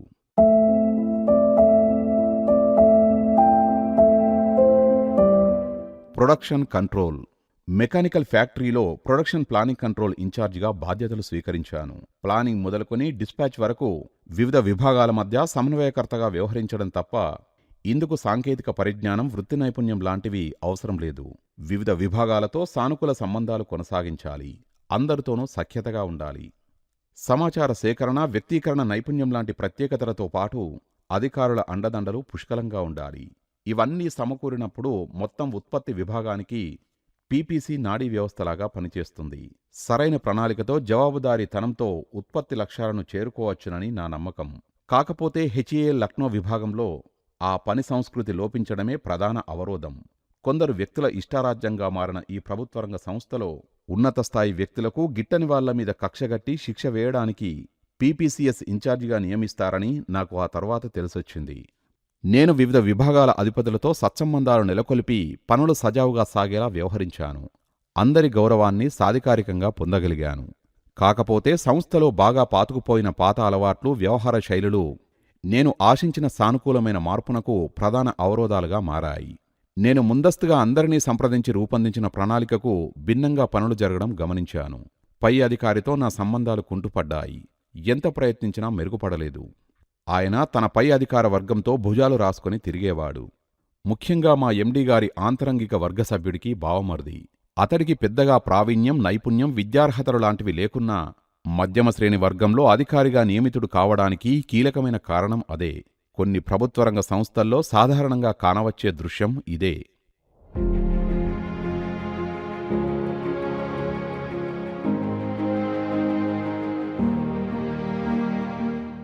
Profit centre head.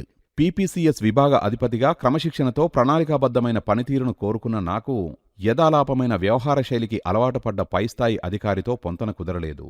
దాంతో మెకానికల్ ఫ్యాక్టరీ అధిపతి నన్ను నాన్ స్టాండర్డ్ ఎక్విప్మెంట్ మ్యానుఫ్యాక్చరింగ్కి బదిలీ చేశారు. ఈ విభాగంలో ట్రాలీలు, టెస్టర్లు, టెస్టరిక్స్ వంటి గ్రౌండ్ రోల్ సపోర్ట్ శ్రేణికి చెందిన పరికరాలు తయారవుతాయి. Conceptualisation, design, pricing, tendering, purchase and commercial, testing, approval మొదలుకొని చివరికి డిస్పాచ్ వరకు మొత్తం అన్ని ప్రక్రియలు ఇదే సెక్షన్లో జరుగుతాయి. అందువల్ల సమన్వయంలో ఎలాంటి సమస్యలు ఉండవు. కొన్ని రకాల విడిభాగాల తాలూకు డిజైనింగ్, తయారీ, ప్రయోగాత్మక పరీక్షలు వంటివి ఇక్కడే జరుగుతాయి. ఇంకొన్నింటిని ఇక్కడే హెచ్ఏఎల్ లక్నో డివిజన్లోని ఇతర విభాగాల్లో రూపొందిస్తారు. మరికొన్నింటిని బయట నుంచే కొనుగోలు చేస్తారు. ఈ విడిభాగాలన్నింటినీ అసెంబుల్ చేసి నాణ్యతా పరీక్షలు నిర్వహించి అవి హెచ్ఏఎల్ ప్రమాణాలకు తూగేలా ఉన్నాయని నిర్ధారించుకున్న తర్వాతే డిస్పాచ్ చేస్తారు. మెయిన్ డివిజన్ నుంచి ఈఎన్ఎస్, ఈఎంఎస్ విభాగానికి భద్రత, రవాణా సేవలు లభిస్తాయి. చెప్పాలంటే ఈ డిపార్ట్మెంట్ ఓ మినీ ఫ్యాక్టరీ. ఇక్కడ పనిలో సృజనాత్మకత, ఆసక్తి, సవాలు మూడూ ఉన్నాయి. అందువల్ల ఇక్కడ మనసు పెట్టి పనిచేయగలిగాను. నా పనితీరు కొందరికి ఈర్ష్య కలిగించింది. ఇందులో వాణిజ్యపరమైన అంశాలు ఉండడంతో కొందరు సహోద్యోగులు వ్యక్తిగత లబ్ధిని ఆశించి నా కుర్చీ మీద కన్నువేయకపోలేదు. ఏజీఎం సమర్థుడైన నాయకుడు, వినూత్న ప్రయోగాలను ప్రోత్సహించే అధికారి, నైపుణ్యాలతో కూడుకున్న సరికొత్త ప్రాజెక్టుల పట్ల ఆసక్తి, ఆకర్షణ కలిగిన దార్శనికుడు. కాకపోతే ఎప్పటికప్పుడు ఏదో కొత్త ప్రాజెక్టు తలపెట్టడంతో ఇంకా పూర్తి కావలసిన ప్రాజెక్టులు మా మినీ ఫ్యాక్టరీ నిండా ఉన్నాయి. అందులో పెట్టుబడి బ్లాక్ కావడంతో ఆర్థికపరమైన అవరోధాలు ఏర్పడ్డాయి. పెండింగ్ ప్రాజెక్టుల్ని పూర్తి చేయాల్సిందిగా జీఎం నుంచి ఆదేశాలు రావడంతో నా బాస్ అయిన ఏజీఎం గారి వెన్నంటి ఉండి ఆయన అభిమానించే కొత్త ప్రాజెక్టులతో పాటు అసంపూర్ణంగా ఉన్న ప్రాజెక్టుల్ని కూడా ఓ కొలిక్కి తీసుకురావాలని నడుం బిగించాను. ఈ విషయంలో కూడా జీఎం గారి నుంచి కూడా నాకు ప్రోత్సాహం లభించింది. వాటి వివరాలు ఇవిగో. ట్రాలీలు, GPU, electric trolley, hydraulic trolley, air conditioning trolley, testers జాగ్వర్కి సంబంధించిన మొత్తం సుమారు 180 టెస్టర్ల శ్రేణి, టెస్ట్ రిగ్స్, హైడ్రాలిక్ పవర్ స్టేషన్లకు సంబంధించిన టెస్ట్ రిగ్స్, న్యూమేటిక్ స్టేషన్లకు సంబంధించిన ఫ్యూయల్ టెస్ట్ రిగ్స్, ఒడిషా సునాబెడలోని హెచ్ఏఎల్ ఏరో ఇంజన్ ఫ్యాక్టరీకి సంబంధించిన టెస్ట్ రిగ్స్, ఇతర items, heavy vehicle factory, Arjun tanks కోసం బ్రేక్ డిస్కులు, బ్రేక్ ప్యాడ్లు, Pratap tractors, hydraulic pump, control valve, MMDC కొన్ని ఐటెమ్స్. మా ఏజీఎం గారికి జీపీయూ, ఎలక్ట్రిక్ ట్రాలీ ప్రాజెక్టుల పట్ల విశేషమైన అభిమానం. హెచ్ఏఎల్ లక్నో డివిజన్ సందర్శన కోసం వచ్చిన ప్రముఖులకు ఈ 2 రకాల ట్రాలీలను విధిగా చూపించి వాటి విశిష్టతలను వివరించేవారాయన. ఆ సమయంలో తన అభిమాన పాత్రుల్ని ఆయన వెంటబెట్టుకుని వెళ్లేవారు. ఆ అభిమాన పాత్రులకు నేనంటే గిట్టేది కాదు, నాకు సహకరించేవారు కాదు. కీలకమైన సమాచారాన్ని నా వరకు రానివ్వకపోగా తప్పుడు సమాచారంతో పెడదోవ పట్టించాలని చూసేవారు. తన దరిదాపుల్లోకి నన్ను రానివ్వకుండా అభిమాన పాత్రులు చేస్తున్న ప్రయత్నాల గురించి తన దృష్టికి వచ్చినప్పటికీ ఏజీఎం పట్టించుకోకపోవడం నన్ను బాధించింది. ఎయిర్ ఫోర్సులో వృత్తి నైపుణ్యానికి పూర్తిగా భిన్నమైన ఈ వ్యవహార శైలి నాకు మింగుడు పడలేదు. ఎయిర్ ఫోర్సులో అడుగుపెట్టిన నాటి నుంచి చేయాల్సిన పని గురించి స్పష్టమైన ఆదేశాలు, పని పూర్తి చేసేందుకు కావాల్సిన నిర్దిష్టమైన అధికారాలు, వనరులు అందుబాటులో ఉంటాయి. వాటితో పాటు ఖచ్చితమైన జవాబుదారీతనం కూడా ఉంటుంది. ఇంకా చెప్పాలంటే ఒక కొత్త వ్యక్తి రిపోర్ట్ చేసేందుకు మునుపే అతడు చేయాల్సిన పని వివరాల జాబితా సెకండరీ డ్యూటీలతో పాటు సిద్ధంగా ఉంటుంది. అది పనికి సంబంధించి ఎయిర్ ఫోర్స్ వ్యవహార శైలి. ఇక్కడ హెచ్ఏఎల్ లక్నోలోని అధికార బాధ్యతలు వ్యక్తిగత సంబంధాల వేటుకు గురవుతాయి. స్వప్రయోజనాల కోసం వ్యక్తుల్ని పక్కనబెట్టడం, తప్పించడం, ప్రాధాన్యం కోల్పోయేలా చేయడం, అనర్హులకు పీట వేసి అర్హుల ప్రతిభను పైస్థాయి అధికారుల దృష్టికి రాకుండా అడ్డుకోవడం, కీలకమైన సమాచారాన్ని తొక్కిబెట్టడం లాంటి విద్రోహ చర్యలు విధిగా కానవస్తాయి. ప్రభుత్వరంగ సంస్థలన్నింటిలోనూ ఇలాగే ఉంటుందని కాదుగాని హెచ్ఏఎల్ లక్నోలో ఇది నా స్వీయ అనుభవం. ఇక్కడి కార్యాలయ సిబ్బందికి, ముఖ్యంగా ఫ్యాక్టరీ ఉద్యోగులకు రిటైర్ అయ్యే వరకు ప్రాంగణం మారాల్సిన అవసరం లేదు. పదోన్నతులు, బదిలీలు లాంటివి అంతర్గతంగానే జరుగుతాయి. ఏ కొద్ది సందర్భాల్లో మాత్రమే ఇతర డివిజన్లకు వెళ్లాల్సి వస్తుంది. ఈ విషయాల గురించి ఆలోచిస్తూ ఓ నిర్ణయానికి వచ్చాను. నా సాయశక్తులా పనిచేసి ఈ 2 రకాల ట్రాలీలకు, ఇతర పరికరాలకు సంబంధించిన ప్రాజెక్టుల్లో మా ఏజీఎం గారికి నా సహాయ సహకారాలు అందజేయాలి. అదేవిధంగా అసంపూర్ణంగా డెడ్ ఇన్వెంటరీలుగా ఉండిపోయిన ప్రాజెక్టుల్ని కూడా పట్టాలెక్కించాలి. నిర్లక్ష్యానికి గురైన ప్రాజెక్టులపై ఏజీఎం గాని, పై అధికారులు కాని దృష్టి పెట్టరు. వీటిని దారిలో పెట్టడం నా ముందున్న అతి ముఖ్యమైన పని. అన్ని ప్రాజెక్టులపైన సరిసమానమైన ఆసక్తిని చూపాను. వాటిని లోతుగా అధ్యయనం చేశాను. సగంలో ఆగిపోయిన ప్రాజెక్టులను, ఏజీఎం ఆసక్తి చూపని ప్రాజెక్టుల్ని విడిగా ఉంచాను. వాటిలో హెవీ వెహికల్ ఫ్యాక్టరీ బ్రేక్ డిస్కులు, ప్రతాప్ ట్రాక్టర్కి సంబంధించిన control valve, hydraulic pump, Sunabeda aero engine ఫ్యాక్టరీకి చెందిన ఫ్యూయల్ టెస్ట్ రిగ్, మరికొన్ని చిన్నా చిత్కా టెస్ట్ రిగ్స్పై ప్రత్యేక దృష్టి పెట్టాను. భారత సైన్యం కోసం ఆవడి హెవీ వెహికల్స్ ఫ్యాక్టరీ రూపొందిస్తున్న అర్జున్ ట్యాంక్స్ కోసం బ్రేక్ డిస్కుల తయారీ ప్రాజెక్టును ప్రారంభించడాన్ని గర్వకారణంగా భావించాను. జాతీయ భద్రతకు, దేశీయ ఉత్పత్తికి ఇది నా వంతు సేవ. అదేవిధంగా నేను ఎంపిక చేసుకున్న ప్రాజెక్టుల్లో ప్రతాప్ ట్రాక్టర్స్ కోసం తయారు చేసిన control valves, hydraulic pumps project నాకు సంతృప్తినిచ్చింది. హెచ్ఏఎల్ లక్నో డివిజన్ నుంచి అర్జున్ ట్యాంకుల కోసం సరఫరా అయ్యే బ్రేక్ బ్లాక్స్ విషయంలో సమస్య ఎదురైంది. నాణ్యతా ప్రమాణాల దృష్ట్యా వాటిలో ఎక్కువ శాతం తిరస్కరణకు గురై ఆవడి వెహికల్స్ ఫ్యాక్టరీ నుంచి వెనక్కి రావడం అంతకుముందులాగా సాగుతూనే ఉంది. బ్రేక్ బ్లాక్స్కి సంబంధించి గ్రైండింగ్, ఎలక్ట్రోప్లేటింగ్, బఫింగ్ లాంటి ప్రక్రియలు హెచ్ఏఎల్ లక్నో డివిజన్లోని ప్రాసెస్ షాప్లోనే జరిగేవి. ఎక్కువ తిరస్కరణలు ఎలక్ట్రోప్లేటింగ్ షాప్లో అయ్యేవి. ఆ షాప్ ఇన్ఛార్జిగా పనిచేసే సీనియర్ మేనేజర్ మంచి వ్యక్తే కానీ బాధ్యతల విషయంలో అంతంత మాత్రంగా ఉండేవాడు. పనుల్ని తేలిగ్గా తీసుకునేవాడు. ఆయన హెచ్ఏఎల్ మేనేజ్మెంట్ మనిషి. హెచ్ఏఎల్ లక్నోలోని పని సంస్కృతిని బాగా వంటపట్టించుకున్న శాల్తీ. ఇలాంటి జవాబుదారీతనం లేని పనితీరు వల్ల ఉత్పత్తిలో నాణ్యత లోపిస్తుంది. ప్రభుత్వరంగ సంస్థల్లో చాలా వాటిలో ఈ లోపం కనిపిస్తుంది. వృత్తి నైపుణ్యం కొరవడ్డ వాతావరణమే దీనికి ప్రధాన కారణం. ఎలక్ట్రోప్లేటింగ్ ప్రక్రియ లోపభూయిష్టంగా ఉండడం వల్ల బ్రేక్ బ్లాక్స్ పెద్ద ఎత్తున తిరస్కరణకు గురవుతున్నాయని గుర్తించిన తర్వాత దిద్దుబాటు చర్యల దిశగా ఆలోచించాను. ఎలక్ట్రోప్లేటింగ్ ప్రక్రియను సమర్థంగా నిర్వహించే సంస్థ కోసం దేశమంతా విస్తృతంగా గాలించాను. చంకలో మేకపిల్లను పెట్టుకుని ఊరంతా వెదిగిన సామెత నిజమైంది. ఎందుకంటే నాకు కావాల్సిన సంస్థ మా పొరుగునే ఉంది.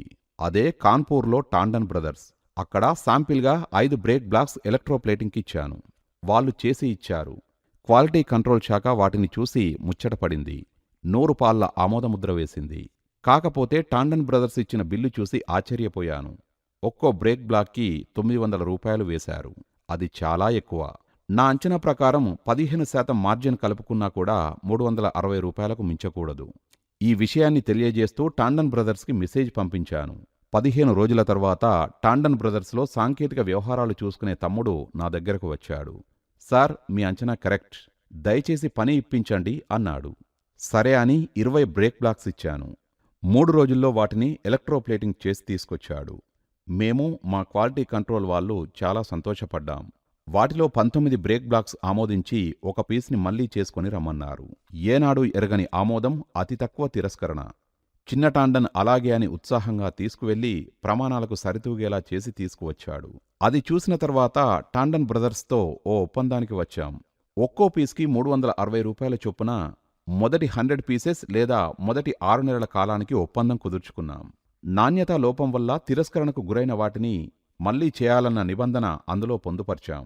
నిజం చెప్పాలంటే పనిలో నాణ్యత దృష్టిలో ఉంచుకొని ఒక్కో పీస్కి 450 రూపాయల వరకు ఇచ్చిన లాభసాటి బేరమే.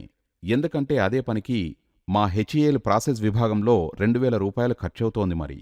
దీనికి తోడు డెలివరీలో ఆలస్యం, తరుగుదల, ఓవర్ హెడ్స్ లాంటివి కలుపుకుంటే ఇంకా ఖర్చు మరికాస్త ఎక్కువే. టాండన్ బ్రదర్స్తో ఒప్పందం కొనసాగింది.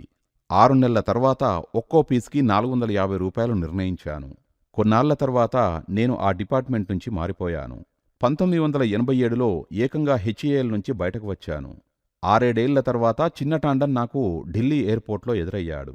ఎంతో వినమ్రంగా పలకరించాడు. మంచి అభివృద్ధిలోకి వచ్చాడు. అలహాబాదులోని ఓ ప్రభుత్వరంగ సంస్థతో ఒప్పందం కుదుర్చుకున్నానని చెప్పాడు.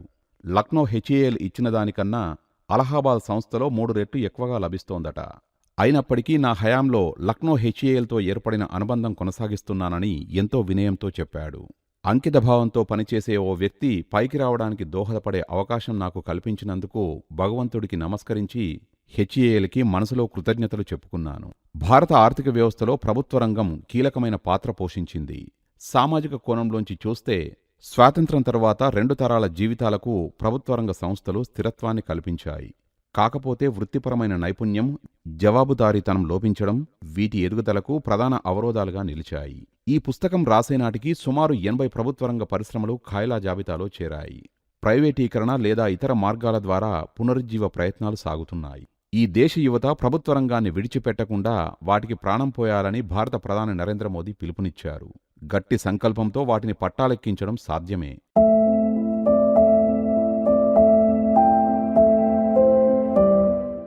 తయారీ కథ. కంట్రోల్ వాల్వులు, ప్రతాప్ ట్రాక్టర్కి సంబంధించిన హైడ్రాలిక్ పంపులు. వీటి తయారీ కథ ఎంతో ఆసక్తికరంగా ఉంటుంది. ప్రతాప్ ట్రాక్టర్స్ ఉత్తరప్రదేశ్కి చెందిన ప్రభుత్వరంగ సంస్థ. దీనికి హైడ్రాలిక్ సిస్టమ్ రూపొందించే బాధ్యతను హెచ్ఏఎల్ లక్నో విభాగం స్వీకరించింది. ఈ సిస్టంలో ఓ హైడ్రాలిక్ పంప్, ఓ కంట్రోల్ వాల్వ్ ఉంటాయి. ఈ సిస్టమ్ ద్వారా ట్రాక్టర్కి పొలం పనులు చేసేందుకు అవసరమైన సామర్థ్యం లభిస్తుంది. Hydraulic pump. మొదట్నుంచి హైడ్రాలిక్ పంపుకి సంబంధించిన తిరస్కరణ రేటు ఇన్హౌజ్ నుంచి, అదేవిధంగా వినియోగదారుల నుంచి 25% ఉంటూ వచ్చింది. ఎందుకు ఇంత ఎక్కువగా ఉందా అని విశ్లేషించాను. హైడ్రాలిక్ పంపులో అవసరం మేరకు ఒత్తిడి రావడం లేదని తేలింది. ఒత్తిడి తక్కువగా ఉండడానికి కారణాన్ని ఆరా తీస్తే డ్రైవింగ్ యాక్సిల్ పైన స్లీవ్లో లీకేజీ బయటపడింది. డిజైన్ డిపార్ట్మెంటులోని ఒరిజినల్ ఇన్హౌస్ డిజైనర్స్తో చర్చించాను. డిజైన్ పెరామీటర్స్తో వారు తనిఖీ చేశారు. డ్రైవింగ్ యాక్సిల్ ఫ్రీగా రొటేట్ అయ్యేందుకు వీలుగా స్లీవ్ లోపలి భాగం సెల్ఫ్ లూబ్రికేటింగ్ జరుగుతూ పంపు బాడీ తాలూకు వెలుపలి భాగం స్థిరంగా ఉండాలి. అందుకు స్లీవ్ని సరైన మెటీరియల్తో రూపొందించాలి. అలా చేస్తే లీకేజ్ ఉండదు, పంపులో ఒత్తిడి పెరుగుతుంది. పాస్పరస్ బ్రాంజితో తయారైన స్లీవ్లో సెల్ఫ్ లూబ్రికేటింగ్ ప్రక్రియ బాగా జరుగుతుందని గుర్తించాను. నా పరిశోధన ఫలించింది. హైడ్రాలిక్ పంపు తిరస్కరణకు గురికాకుండా వాడకందారుల ఆమోదాన్ని పొందింది.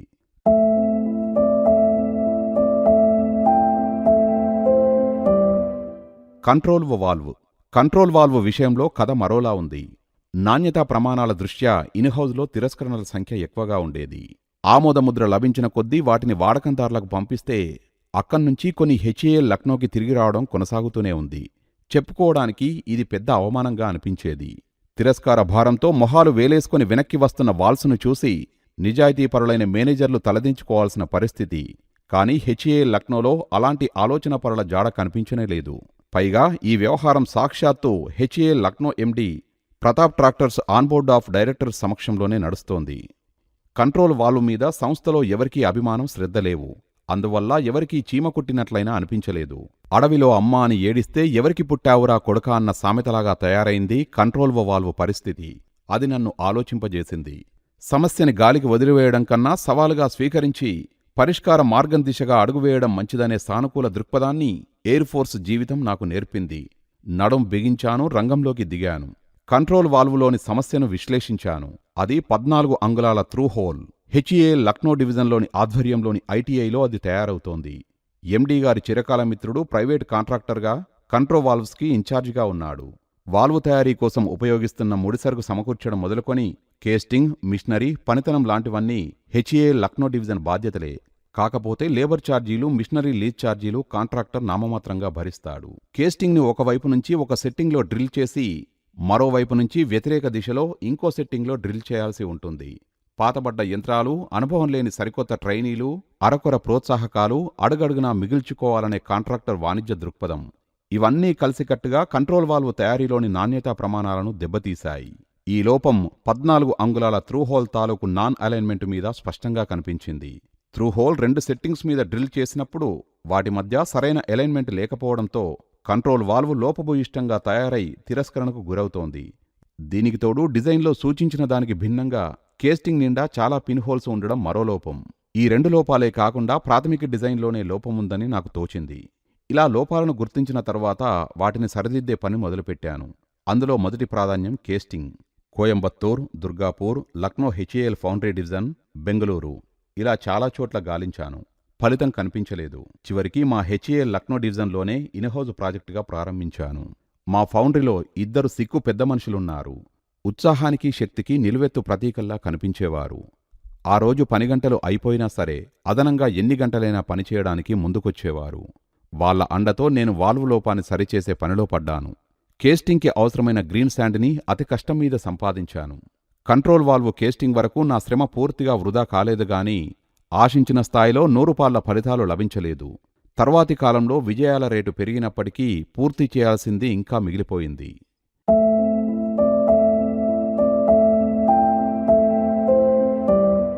ఇప్పుడు మిషనింగ్. ఇలాంటి సందర్భంలో అదృష్టవశాత్తు ఓ జాబ్ కాంట్రాక్టర్ నాకు ఎదురయ్యాడు. ఆయన పేరు యాదవ్. 60 ఏళ్ల పెద్ద మనిషి. వారణాసి డీజిల్ లోకో వర్క్స్లో పనిచేసి విశ్రాంత జీవితం గడుపుతూనే సొంతంగా జాబ్ వర్క్స్ చేసేవాడు. మనిషిలో చాలా చక్కని ఇంజనీరింగ్ వర్క్మెన్షిప్ ఉంది. తనకి కిట్టుబాటు అయ్యేలా పోస్పర్ బ్రాంచ్ స్లీవ్కు కొద్దిపాటి ధర పెంచమని, జాబ్ ఆర్డర్ కాంట్రాక్టు ఇప్పించమని అడిగేందుకు నా ఆఫీసుకు వచ్చాడు. నేను పాత రికార్డ్స్ పరిశీలించాను. అప్పటికే ఓ కాంట్రాక్టర్ పోస్పర్ బ్రాంచ్ స్లీవ్ పనిచేస్తున్నాడు. అతడి నాసిరకమైన పనికి మా సంస్థ చెల్లిస్తున్న ధరను చూసి ఆశ్చర్యపోయాను. యాదవ్ ప్రాధేయపూర్వకంగా కోట్ చేసిన ధరకి అది 3 రెట్లు ఉంది. సంస్థకి అది నష్టమే. కానీ ఆ పని ద్వారా పెద్ద మొత్తం లాభం పొందుతున్న కాంట్రాక్టర్ గారు మా ఎండీ గారికి అత్యంత సన్నిహితుడు. అది విషయం. కంట్రోల్ వాల్వ్స్ తీవ్రమైన తిరస్కరణలకు గురవుతున్న నేపథ్యంలో నాసిరకమైన పనితనానికి 3 రెట్లు ఎక్కువ చెల్లించే బదులు నాణ్యమైన పనితనాన్ని అందించే యాదవ్ లాంటి జాబ్ కాంట్రాక్టర్లకు కాస్త రేటు పెంచడం సబబే అనిపించింది. యాదవ్ కోరిన దానికి 15% ప్రోత్సాహకంగా పెంచాను. పైనుంచి అనుమతి పొందాను. అది చూసి యాదవ్ ఎంతగానో సంతోషించాడు. కృతజ్ఞతాపూర్వకంగా కంట్రోల్ వాల్వ్ని మిషన్ చేసేందుకు ముందుకు వచ్చాడు. శాంపిల్ కోసం 20 పీసులు అడిగాడు. నేను అనధికారికంగా ఇచ్చాను. 20 నుండి 25 రోజుల తర్వాత యాదవ్ 15 మంచివి 5 పాడైనవి తీసుకువచ్చాడు. పాడైన కేస్టింగ్ల గురించి బాధపడ్డాడు. క్షమించమని కోరాడు. కేస్టింగ్ల ధర చెల్లిస్తానని లేదా రాబోయే కాంట్రాక్టులో సర్దుబాటు చేస్తానని అన్నాడు. అతడు చేసిన 15 పీసుల్ని పరీక్షించి మా క్వాలిటీ కంట్రోల్ వాళ్ళు చాలా సంతోషించారు. అప్పటి రిజెక్ట్ అయిన వాటి సంఖ్య ఎక్కువ. మరి 15 పీసులు ఆమోదం పొందడంతో యాదవ్కి మరిన్ని కంట్రోల్ వాల్వ్స్ కేస్టింగ్ కోసం కాంట్రాక్ట్ ఇచ్చాను. సింగిల్ సెట్టింగ్లో మ్యాచింగ్ చేసేందుకు వీలుగా యాదవ్ తన సొంత ఖర్చుతో ఓ జిగ్ నెలకొల్పాడు. అతడిలోని వృత్తి నైపుణ్యం, కేవలం వాణిజ్య లబ్ధికి పెద్దపీట వేయని అంకితభావం నాకు నచ్చాయి. లాభాపేక్షతో ఆలోచించకుండా వ్యాపార విలువలను గౌరవించే సంప్రదాయం తెలిసినవాడు. ఇప్పుడు కేస్టింగ్ మిషనరీకి సంబంధించిన 2 సమస్యలు నా నియంత్రణలోకి వచ్చాయి. డిజైన్కి సంబంధించి లోతుగా అధ్యయనం చేశాను. మా డిపార్ట్మెంటులో సహచరులతో చర్చించాను. కంట్రోల్ వాల్వ్ని ఒరిజినల్గా డిజైన్ చేసిన ఇంజనీర్లతో మాట్లాడి థర్మల్ ఎక్స్పాన్షన్ వల్ల ఏర్పడే హైడ్రాలిక్ సర్జెస్ని ఎకమోడేట్ చేసేందుకు చిన్న రిజర్వాయర్ను ఏర్పరిచేలా డిజైన్లో మార్పులు సూచించాను. డిజైన్లో చేసిన మార్పుల్ని అనుసరించి యాదవ్ సరికొత్త కంట్రోల్ వాల్వ్ బాడీని రూపొందించడంతో సమస్యకు చక్కని పరిష్కారం లభించింది. వాడకందారుల నుంచి తిరస్కరణల రేటు బాగా తగ్గింది. పూర్తిగా తగ్గించవచ్చునన్న ఆత్మవిశ్వాసం నాలో కలిగింది.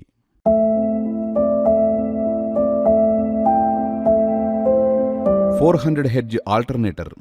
నాకు వచ్చిన మరో గొప్ప అవకాశం గ్రౌండ్ పవర్ యూనిట్లో ఉపయోగించేందుకు యూకే నుంచి దిగుమతి చేసుకునే ఆల్టర్నేటర్ని స్వదేశంలో తయారు చేయడం. అప్పట్లో దీని ఖరీదు మన కరెన్సీలో 3.15 లక్షలు. సాధారణ 50 హెడ్జ్ ఆల్టర్నేటర్లకు భిన్నంగా ఇవి ప్రత్యేకమైన 400 హెడ్జ్ ఆల్టర్నేటర్లు. వీటికి సంబంధించిన ఉత్తర ప్రత్యుత్తరాల ఫైల్స్ తిరిగేస్తుంటే నాకు భారతదేశానికి చెందిన ఓ కంపెనీ ఆఫర్ లెటర్ కనిపించింది.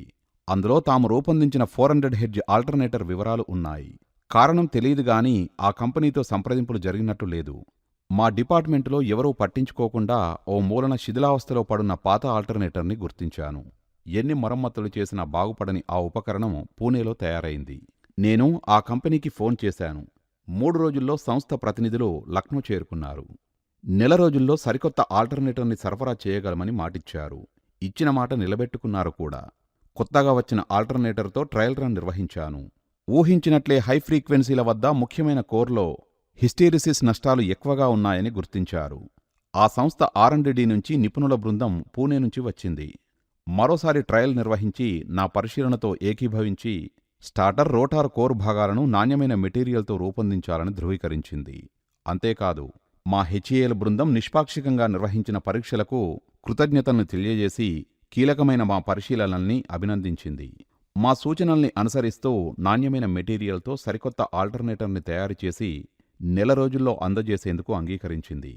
ఆలోగా పూణే సంస్థకు మా HAL లక్నో డివిజన్కు మధ్య వాణిజ్యపరమైన సంప్రదింపులు జరిగాయి.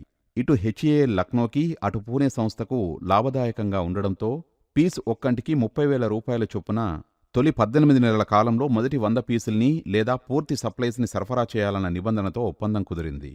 ఇది హేతుబద్ధతతో కూడుకున్న వాణిజ్యపరమైన నిర్ణయం. పూణే సంస్థకు ఇది ట్రయల్ పీరియడ్. డిజైన్లో పేర్కొన్న విధంగా సరైన ప్రమాణాలతో, సరైన మెటీరియల్తో వారు తయారు చేసే ఆల్టర్నేటర్లో నాణ్యతా పరీక్షల్లో సత్ఫలితాలు సాధిస్తే వారికి ఎంతో మేలు చేకూరుతుంది. 400 హెడ్జ్ ఆల్టర్నేటర్లను స్ట్రీమ్లైన్ చేసేందుకు వారికి ఏడాది కాలం సరిపోతుంది. అది విజయవంతమైతే 5 ఏళ్ల వ్యవధి లేదా 500 పీసులకు రెట్టింపు ధర 63,000 రూపాయలు పూణే సంస్థకు లభిస్తుంది. చెప్పాలంటే ఇది పెద్ద ధరేమీ కాదు.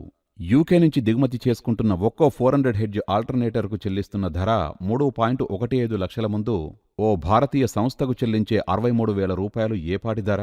అది కూడా విదేశీ మార్గద్రవ్యంలో ఎంతటి ఆదా? నా దృష్టిలో ఇది లాభసాటి ప్రతిపాదనగా అనిపించింది. స్వదేశీ బ్రాండ్కి లభిస్తున్న ఈ గుర్తింపు ఓ భారతీయుడిగా నాకెంతో సంతోషాన్ని, సంతృప్తిని కలిగించింది. భవిష్యత్తులో ఆల్టర్నేటర్కి సంబంధించి పూణే సంస్థకి అంతర్జాతీయ స్థాయి గుర్తింపు, దానితో పాటు ఇబ్బడిముబ్బడిగా ఎగుమతుల కాంట్రాక్టులు లభిస్తే అందుకు పరోక్షంగా దోహదం చేసిన ఓ భారతీయ సంస్థగా మా HAL కూడా గర్విస్తుంది కదా. మా సంస్థలో శరవేగంతో వ్యాపించిన ఈ శుభవార్తకు హఠాత్తుగా అడ్డకట్టపడింది. ఓ వార్తాహరుడి ద్వారా నాకు మా MD గారి ఆదేశం. 300 పీసెస్ 400 హెడ్జ్ ఆల్టర్నేటర్లకు ఆర్డర్ ఇవ్వమని దాని సారాంశం. కాకపోతే అందులో పూణే సంస్థ ప్రస్తావనే లేదు. ఒక్కో పీస్కి 3.15 లక్షలు చెల్లిస్తూ యూకే నుంచి దిగుమతి చేసుకోవాలని MD గారి నిర్ణయం. అప్పటి వినిమయ సూచికల ప్రకారం 9.45 కోట్ల విదేశీ మార్క ద్రవ్యానికి నీళ్లు వదులుకోవాలని దాని తాత్పర్యం. నాకెందుకో అది సంస్థకు లాభసాటి వ్యవహారం కాదనిపించింది. బాధ వేసింది. ఓ భారతీయ సంస్థ మా అవసరాలకు అనుగుణంగా అతి తక్కువ ధరకు ఈ 400 హెడ్జ్ ఆల్టర్నేటర్ పీసుల్ని అందజేసేందుకు ముందుకు వచ్చినప్పుడు ఆ లాభసాటి ప్రతిపాదనను తుంగలో తొక్కి విదేశీ కంపెనీ వైపు ఎగబడడం దేనికో. అదీ కాకుండా ఒక నెలలో మేం సగటున తయారు చేసేది 6 గ్రౌండ్ పవర్ యూనిట్లు. నా అంచనా ప్రకారం ఒక విడతలో 40 పీసుల స్టాక్ తెప్పిస్తే చాలు. దీనికి ఇంచుమించు 7 రెట్లు దిగుమతి చేసుకొని ఆ ఇన్వెంటరీని సంస్థలో ఓ మూల ఉంచడం డెడ్ ఇన్వెస్ట్మెంట్ కదా. ఈ నష్టం రేపు ఆడిట్లో వెలుగు చూడదా? నా మనసు అంగీకరించలేదు. ఇన్వెంటరీ ప్రమాణాల్ని అనుసరించి నేను యూకే కంపెనీకి 40 పీసులకి మాత్రమే ఆర్డర్ ప్లేస్ చేసి మెసేజ్ పంపించాను. అది చీఫ్ మేనేజర్ ద్వారా ఎండీ గారికి చేరింది. నా పెత్తనం ఏమిటంటూ ఆయన తోకతొక్కిన పాములాగా కష్టమన్నారట. నా మీద తక్షణ చర్యలు తీసుకోవాల్సిందే కాని నాకు 2 పై అధికారుల అండదండలు ఉన్నాయని ఆయనకు తెలుసు. వారిలో ఒకరు నా ప్రత్యక్ష అధికారి additional GM and mechanical factory head కాగా మరొకరు లక్నో డివిజన్ జీఎం. ఆ క్షణంలో మా ఎండీ గారు నాపై కోపం దిగమింగినా ప్రతీకారం తీర్చుకునే సమయం కోసం ఎదురుచూశాడు. ఆ సమయం రానే వచ్చింది. నాకు అండగా ఉన్న అడిషనల్ జీఎం గారు పదోన్నతి మీద హెచ్ఏఎల్ బెంగుళూరు ఏరో ఇంజన్ డివిజన్కి జీఎంగా వెళ్లారు. ఆయన స్థానంలో ఇక్కడ మెకానికల్ ఫ్యాక్టరీ అధిపతిగా వచ్చిన అడిషనల్ జీఎం గారితో నాకు సత్సంబంధాలు కుదరలేదు. డబ్బు లెక్కలే ముఖ్యం. ఆఖరి పాలచుక్క వరకు గంగిగోవు పొదుగును పిండే రకం. సాఫీగా సాగిపోయే నా ఎన్ఎస్ఈఎంఎస్ వ్యవహారాల్లో అడగడుగునా అడ్డు తగిలేవాడు. మా ఎండీ దీన్ని అదనుగా తీసుకున్నాడు. ఏజీఎం గారి పంచన చేర్చుకొని పాచికలు విసిరాడు. అందులో భాగంగా ఆయన మా జీఎం గారికి ఓ 15 రోజుల విదేశీ పర్యటన ఏర్పాటు చేశాడు. పెద్దాయన అలా వెళ్ళగానే తెలివిగా పావులు కదిపాడు. జీఎం గారు వచ్చే వరకు ఆయనకు బాధ్యతలు చూస్తున్న ఏజీఎం గారి చెవిలో ఏం ఊదాడో గాని ఎన్ఎస్ఈఎంఎస్ నుంచి ఆగమేఘాల మీద నన్ను బదిలీ చేస్తూ ఉత్తర్వులు ఊడిపడ్డాయి. ఒకవైపు ఎండీ, మరోవైపు ఏజీఎం ఇద్దరూ నన్ను ఉమ్మడి శత్రువుగా భావించారేమో. విదేశీ పర్యటన నుంచి జీఎం గారు వచ్చేలోగా నన్ను ఇన్స్ట్రుమెంటల్ ఫ్యాక్టరీకి బదిలీ చేశారు. ఆ విభాగాన్ని పర్యవేక్షిస్తున్న ఏజీఎం కూడా హెచ్ఏఎల్లో అబ్జార్వ్ అయిన మరో రిటైర్డ్ వింగ్ కమాండర్ కావడం విశేషం. ఎండీ గారు లోగడ నేను పనిచేసిన ఎన్ఎస్ఈఎంఎస్లో తన క్లిష్టమైన వార్తాహరుణ్ణి నియమిస్తూ యాక్టింగ్ జీఎం గారి నుంచి ఉత్తర్వులు తెప్పించాడు. సదరు వార్తాహరుడు విపరీతమైన స్వామిభక్తితో యూకే సంస్థ నుంచి పెద్దాయన కోరినన్ని 400 హెడ్జ్ ఆల్టర్నేటర్ పీసులకు ఆర్డర్ పంపించాడు. అతి తక్కువ ధరకు స్వదేశంలో తయారైన ఆల్టర్నేటర్ పీసుల పట్ల మొగ్గు చూపిన నేను శత్రువయ్యాను.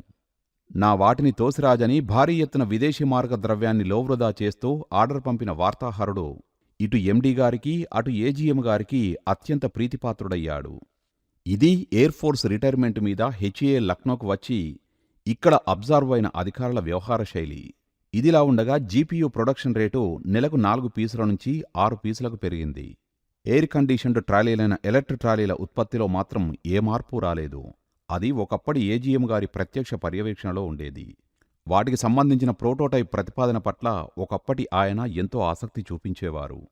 కానీ ఉన్నత స్థాయికి చెందిన 2 అంచెల అధికార వర్గంలో స్థానమార్పిడి వల్ల ఎలక్ట్రిక్ ట్రాలీల ఉత్పత్తి ఎక్కడ వేసిన గొంగలి అక్కడే అన్న చందంగా ఉండిపోయింది. హైదరాబాద్ డివిజన్ హెచ్ఏఎల్లో అబ్జర్వ్ అయిన రిటైర్డ్ ఎయిర్ఫోర్సు అధికారుల వ్యవహార శైలి మాత్రం లక్నోలో వారికన్నా భిన్నంగా అద్భుతమైన పనితీరు కనబర్చారు. Avionics design bureau, micro electronics lab వంటివి నెలకొల్పి ప్రశంసలు అందుకున్నారు. నిజానికి నేను హైదరాబాద్ డివిజన్లోని పనితీరును, శ్రమ సంస్కృతిని చూసి ముచ్చటపడి అక్కడే డిప్యూటేషన్ కోసం మొదట్లో దరఖాస్తు పెట్టుకున్నాను. కానీ అనూహ్యంగా లక్నో డివిజన్కి వెళ్లాల్సి వచ్చింది.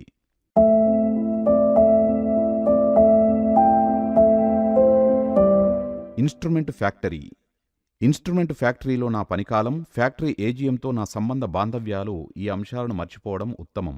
లేదా ఎంత తక్కువ చెప్తే అంత నయం. ఈ విభాగంలో అడుగుపెట్టకముందు ఇన్స్ట్రుమెంటల్ ఫ్యాక్టరీతో నాకు సత్సంబంధాలే ఉండేవి.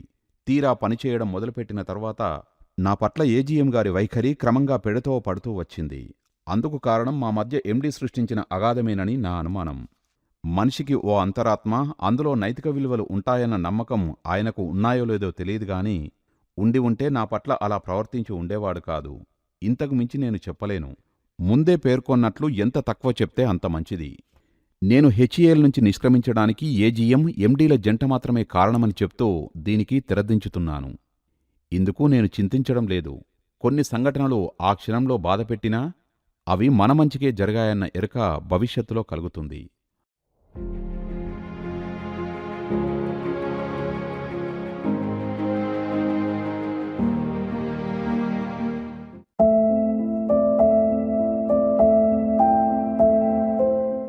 లక్నోలో నా సాంఘిక జీవనం.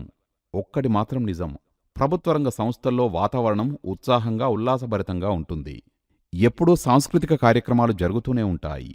హెచ్ఏఎల్లోని కుటుంబాలు, తెలుగు సంఘాలు నిర్వహించే సాహిత్య, సంగీత, క్రీడా కార్యక్రమాల్లో ప్రత్యక్షంగా పాల్గొన్నాను. వాటిలో ప్రతి క్షణాన్ని ఆస్వాదిస్తూ వచ్చాను.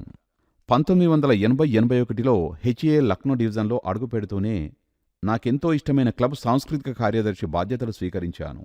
వరుసగా 2 ఏళ్లపాటు హ్యాపీ న్యూ ఇయర్ వేడుకలు నిర్వహించాను. లక్నోలోని వేడుకల వాతావరణం గురించి, అందులో నా భాగస్వామ్యం గురించి చెప్పే ముందు గౌహతిలోని మా బోర్జర్ ఎయిర్ బేస్లో నిర్వహించిన ఉగాది వేడుకలు గుర్తుకొస్తున్నాయి. అందువల్ల పాఠకుల అనుమతితో గౌహతికి వెళ్లి అక్కడ్నుంచి లక్నోకి వస్తాను. 1968లో గౌహతి, బోర్జార్ ఎయిర్ బేస్లోని తెలుగువారిలో ఉత్సాహాన్ని నింపి ఒక వేదిక మీదికి తీసుకురావాలన్న ప్రయత్నంలో భాగంగా ఉగాది వేడుకల నిర్వహణకు అంకురార్పణ చేశాను. బ్రహ్మదేవుడు సృష్టిని ఆరంభించింది ఉగాది నాడేనని, అందువల్ల మంచి కార్యక్రమానికి ఉగాదిని మించిన సుదినం లేదని పెద్దలంటారు. నాకు తెలిసిన వారి ద్వారా సందేశం పంపగానే తెలుగువారంతా సమావేశమయ్యారు. తెలుగు నూతన సంవత్సరానికి స్వాగతం పలుకుదామన్నారు. అందరం కలిసి కార్యక్రమానికి ముందస్తు ప్రణాళిక వేసుకున్నాం. 10 నిమిషాల్లో అందరూ కుటుంబాలతో పాటు చేరుకునే విధంగా వేదికను ఏర్పాటు చేసుకున్నాం. స్కూటర్, బైక్ లాంటివి ఆఫీసర్లకు మాత్రమే అందుబాటులో ఉండే రోజులవి. చాలా తెలుగు కుటుంబాలు మా ఎయిర్ ఫోర్స్ క్యాంపస్లోనే ఉండడం వల్ల కాలినడకన చేరుకునేంత దగ్గరలో ఓ ప్రదేశం కోసం వెతికాం. పైకప్పు ఉన్న వేదిక లభించకపోవడంతో గ్యారిసన్ ఇంజనీరుతో మాట్లాడి అనువైన ప్రదేశంలో షామియానా వేశాం. కుర్చీలు, మైకు లాంటివి నేను ఏర్పాటు చేశాను. ఉగాది వేడుకల్లో పంచాంగ శ్రవణం ముఖ్యమైన అంశం. రాశులవారీగా ఆదాయ వ్యయాలు, రాజపూజ్యం, అవమానాలు, ఆ సంవత్సరంలో మంచి చెడులు లాంటివన్నీ కొత్త పంచాంగం చూసి చెప్పాలి. ఎవరి దగ్గరైనా కొత్త పంచాంగం ఉందేమోనని వాకబు చేశాం. ఫలితం లేకపోయింది. ఆ రోజుల్లో చందాలు కట్టి తెలుగు పత్రికలు తెప్పించేవాణ్ణి. లేకపోతే రైల్వే స్టేషన్ బుక్ స్టాల్లో కొనేవాణ్ణి. వాటిలో కొత్త సంవత్సరం తాలూకు రాశిఫలాలు ఇస్తారని నాకు తెలుసు. ఆ సంగతి గుర్తుకొచ్చింది. 3 కిలోమీటర్ల దూరంలోని ఆఫీసర్సు క్వార్టర్స్కు వెళ్లి నా పుస్తకాల దొంతర గాలించాను. అదృష్టం బాగుంది. కొత్త పత్రిక నా ఆర్డర్లీ చేతిలో పడి చిత్తు కాగితాల్లో కలిసిపోకుండా భద్రంగా ఉంది. ఆ పత్రిక అందుకున్నాను. సభాస్థలికి కొన్ని నిమిషాల ముందుగా చేరుకున్నాను.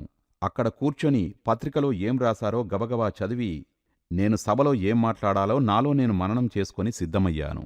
ప్రార్థన, అధ్యక్షుడి ప్రసంగం లాంటివి అయ్యాక నేను ఆ రోజు పంచాంగ శ్రవణం విజయవంతంగా పూర్తి చేశాను. టీ విరామంలో చాలామంది నా దగ్గరకు వచ్చారు. నాకేదో జ్యోతిష్యం తెలిసినట్లు ఏవేవో అడిగారు. ఏ చెట్టు లేని చోట ఆముదం చెట్టే గొప్పది సామెతలాగా అక్కడున్న వాళ్లలో పత్రికలు తెప్పించి చదివేవాణ్ణి నేనొక్కనే కనుక అప్పటి పత్రికలో ఉన్నది చదివాను తప్ప నాకేం తెలుసు. నవ్వుకున్నాను. ఉగాది నాడు గౌహతి బోర్జార్ ఎయిర్ బేస్లో తెలుగువారిని ఒక్కచోట కలపాలన్న నా ఆశయం అలా నెరవేరింది.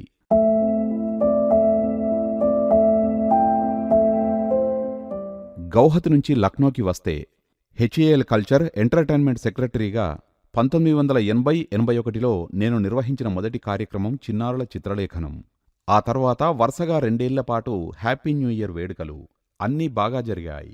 నాకు మంచి పేరు, గుర్తింపు తెచ్చాయి. కాన్పూర్లో పేరున్న ఆర్కెస్ట్రా చేత బ్రహ్మాండమైన పాటల కార్యక్రమం నిర్వహించాం. ఇలాంటి వేడుకలతో పాటు ప్రతి వారాంతంలోనూ క్లబ్లో 16mm సినిమా లేదా వీడియో పెట్టించేవాణ్ణి. హిందీ లేదా ఇంగ్లీష్లో సినిమాలు చూసేందుకు 300-400 మంది వచ్చేవారు. హిండన్లోనూ, న్యూఢిల్లీ సెంట్రల్ విస్టాలోనూ 1967లో మొదలుపెట్టిన స్క్వాష్ ప్రాక్టీస్ను మళ్లీ ఇక్కడ కొనసాగించాను. కాసేపు ఆడిన తర్వాత అలాగే క్లబ్లోని ఈతకులంలో హాయిగా ఈత కొడుతూ సేదతీరేవాణ్ణి.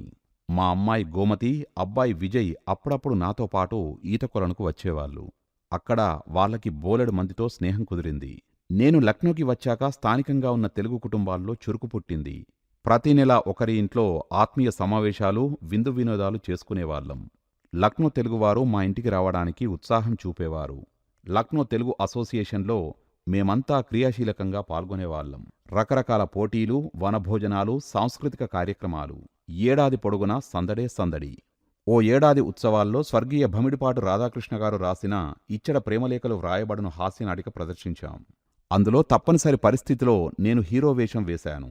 అన్నట్లు తొలి ప్రయత్నంలోనే ద్వితీయ ఉత్తమ నటుడి పురస్కారాన్ని సైతం అందుకున్నాను. లక్నోలో మరో ఉత్తమ సంస్థ ఉత్తర్ దక్షిణ్ కల్చరల్ ఆర్గనైజేషన్. పండిట్ రవిశంకర్, అల్లారఖా, ఎంఎస్ రాజం, విలాయత్ ఖాన్, జాకీర్ హుస్సేన్, పండిట్ జస్రాజ్, హరిప్రసాద్ చౌరాసియా, మంగళంపల్లి బాలమురళీకృష్ణ, దుర్గాదాస్, కుంకుమ్ దర్ వంటి సమున్నత స్వరశిఖరాలను దర్శించి ఆ శిఖరాల నుంచి రసజ్ఞుల హృదయాల్లోకి ఎగిసిపడిన సంగీత జలపాత అనుభూతులను మహదానంతో పొందగలిగాను. ఎన్నో సోలోలు, మరెన్నో జుగల్బందీలు, అద్భుత సంగీతోత్సవాలు. అప్పట్లో వాటిని ITC ప్రాయోజకత్వంలో Uttar Dakshin cultural organisation ఎంతో క్రమశిక్షణతో నిర్వహిస్తూ వచ్చింది. శాస్త్రీయ సంగీతం పట్ల నాలోని చిరకాల పిపాస ఆ విధంగా లక్నోలో తీరింది. నా జీవితకాలంలో అది మరపురాని, మరువలేని మధురానుభవం. నేను హైదరాబాద్కి వచ్చిన తరువాత ఇక్కడ కూడా ఆ మహాకళాకారుల ప్రదర్శనలు విరివిగా జరుగుతున్నా కారణాంతరాల వల్ల వాటికి హాజరు కాలేకపోతున్నాను. అదేవిధంగా లక్నోలో వృత్తిపరమైన నైపుణ్యానికి, విజ్ఞానానికి కేంద్రాలైన institute of electronics and telecommunications వంటి సంస్థలు నిర్వహించే సెమినార్లకు నేను క్రమం తప్పకుండా హాజరయ్యేవాణ్ణి. ఇన్స్టిట్యూట్ ఆఫ్ మెటీరియల్ మేనేజ్మెంటులో నేను ఉపన్యాసాలు కూడా ఇచ్చాను. అది మా హెచ్ఏఎల్ ప్రాంగణంలోనే ఉండడం నాకెంతగానో అనుకూలించింది. అలాగే లక్నో విశ్వవిద్యాలయం వారి ఎంబీఏ కార్యక్రమాల్లో అతిథిగా పాల్గొని ప్రసంగించాను. వివిధ సమావేశాల్లో, వేడుకల్లో వేదిక పంచుకున్నాను. నా అర్ధాంగి శుభ ఒడిషా నుంచి వచ్చింది. అందువల్ల లక్నోలోని కొన్ని ఉత్కల కుటుంబాలతో ఆమెకు స్నేహం ఏర్పడింది. వారిలో ఓ ఐపీఎస్, డీఐజీ పోలీస్, ఓ లెఫ్టినెంట్ కల్నల్, ఓ సూపరింటెండింగ్ ఇంజనీర్, ఓ మాజీ ఆర్మీ డాక్టర్. వీరి కుటుంబాలతో పాటు మా కుటుంబం తరచూ కలుసుకునేవాళ్లం. చెప్పాలంటే డీఐజీ, లెఫ్టినెంట్ కల్నల్, నేను భావసారూప్యం ఉన్న వ్యక్తులు కావడంతో రాత్రివేళల్లో సరదాగా కాలక్షేపం చేసేవారం. ఓసారి మా గురించి బాగా తెలిసిన ఓ టీవీ ప్రొడ్యూసర్ మా ముగ్గురిని ఓ కార్యక్రమంలో భాగస్వాములుగా చేశాడు. అందులో పాల్గొన్నందుకు మాకు పారితోషికాలు కూడా చెల్లించాడు. మేం అదే రోజున ఆ మొత్తాన్ని ఖర్చు చేయడం అదో సరదా జ్ఞాపకం. శుభ ఓ బోటిక్ నిర్వహించేది. ఆమెకు డిజైనింగ్, అల్లిక, కుట్టు పనుల్లో చక్కటి ప్రావీణ్యం ఉంది. కానీ వ్యాపార వ్యవహారాల్లో ఆమెకు పెద్దగా నైపుణ్యం లేదు. ఆమె డిజైన్లకు ప్రశంసలైతే లభించాయిగాని వ్యాపారరీత్యా నష్టాలు చవిచూడాల్సి వచ్చింది. లక్నోలో బాగా పేరున్న మహానగర్ పబ్లిక్ స్కూల్లో ఉపాధ్యాయురాలుగా పనిచేసి మంచి పేరు తెచ్చుకుంది. హెచ్ఏఎల్ మేనేజ్మెంటుతో విసిగెత్తి ఏదో సాధించగలనన్న భ్రమలు తొలగిపోవడంతో ఇతర ప్రభుత్వ, ప్రైవేటు రంగ సంస్థల్లో ఉద్యోగాల కోసం అఫీషియల్ ఛానల్ ద్వారా కాకుండా సొంతంగా అప్లై చేశాను. హెచ్సిఎల్ లాంటి అత్యుత్తమ శ్రేణికి చెందిన సంస్థల నుంచి ఆఫర్లైతే వచ్చాయిగాని నేను కోరిన హై డిజిగ్నేషన్కి అంగీకరించకపోవడంతో వద్దనుకున్నాను. చివరికి ప్రెసిడెంట్ అండ్ చీఫ్ ఎగ్జిక్యూటివ్ డిజిగ్నేషన్తో న్యూఢిల్లీకి చెందిన ఓ ఎన్ఆర్ఐ కంపెనీలో ప్రవేశించాను. ఇన్స్ట్రుమెంట్ ఫ్యాక్టరీలో వీడ్కోలు సమావేశం సాధారణ పద్ధతిలో జరిగింది. కానీ ఎన్ఎస్ఈఎంఎస్లో నన్ను ఎంతగానో అభిమానించి నా పట్ల విశ్వసనీయతను కలిగిన సిబ్బంది నన్ను ఎంతో ఆత్మీయంగా సత్కరించి వీడ్కోలిచ్చారు. ఆ సందర్భంగా వారు నాకు బహుకరించిన గీతోపదేశం జ్ఞాపిక నేటికీ మా ఇంట్లో నా ఆఫీసు గదిగోడ మీద నిత్యం దర్శనమిస్తుంది. మొత్తానికి లక్నోలో గడిచిన 7 ఏళ్ల కాలం వృత్తిపరంగా, ప్రవృత్తిపరంగా ప్రేరణను అందించింది. సవాళ్లను ఎదుర్కొనే సామర్థ్యాన్ని పెంపొందించింది. స్నేహపూరిత వాతావరణంలో నన్ను, నా కుటుంబాన్ని సమాదరించింది. మా కుటుంబ సభ్యుల మాటల ప్రస్తావనలో లక్నో ఓ ఆత్మీయానుభూతుల గులాబీ గుచ్ఛంలా గుబాలిస్తూనే ఉంటుంది. మేం ఢిల్లీ బయలుదేరినప్పుడు హెచ్ఏఎల్ నుంచి, వెలుపల నుంచి మాకు సన్నిహితులైన మిత్రులు లక్నో రైల్వే స్టేషన్కి వచ్చారు. ఓ కుటుంబంలాగా బతికిన వివిధ కుటుంబాలు చివరిసారి పలకరించుకున్నాయి. మాకు వీడ్కోలు చెప్పాలని వచ్చిన ప్లాట్ఫాం పొడుగునా ప్రతి బోగి గాలిస్తూ వెళ్లారు. మా బోగి గుర్తించలేక తెగ కంగారు పడ్డారు. కాసేపట్లో బండి బయలుదేరుతుందనగా మమ్మల్ని గుర్తుపట్టి, అయ్యో ఇందులోనే ఉన్నారా, 3 సార్లు ఈ కంపార్ట్మెంట్ పక్కనుంచే వెళ్ళాం. ఇక్కడి జనం పూలదండలు గట్రా చూసి ఎవరో రాజకీయ నాయకుడు వెళ్తున్నాడనుకున్నాం అన్నారు. ఆ జనం మాకు వీడ్కోలు ఇవ్వడానికి పూలదండలతో వచ్చారని వాళ్ళు గ్రహించే సమయానికి గార్డ్ విజిల్ వినిపించింది. కూతపెట్టిన రైలు మెల్లగా కదిలింది. 27 ఏళ్ల తర్వాత కుంభమేళా నుంచి తిరిగి వస్తున్నప్పుడు లక్నో వెళ్ళాం. అన్ని సంవత్సరాల తర్వాత కూడా అలనాటి కుటుంబ మిత్రుల నుంచి అదే ఆదరణ, అదే అభిమానం, అవే ఆప్యాయతలు. ఉద్యోగంలో ఉన్నప్పుడు నా నుంచి సహాయాన్ని పొంది ఉద్యోగ విరమణ తర్వాత ఆ నగరంలోనే స్థిరపడ్డ కొందరు నన్ను వెతుక్కుంటూ రావడం ఎంతో ఆనందం అనిపించింది. ఎఫ్ఏడిఈసి అలాగే ఎన్ఎస్ఈఎంఎస్ల దీనావస్థ గురించి విని బాధపడ్డాను. ఇక లక్నోలో హెచ్ఏఎల్ ఎలా ఉందో, సంస్థల నిర్వహణలో ఆశ్రిత పక్షపాతం, బంధుప్రీతి ఎంతలా ఉన్నా వ్యక్తిగత సంబంధాల విషయంలో నిష్కపటంగా ఉండాలి, నిజాయితీగా వ్యవహరించాలి, ఔదార్యాన్ని కనబర్చాలి.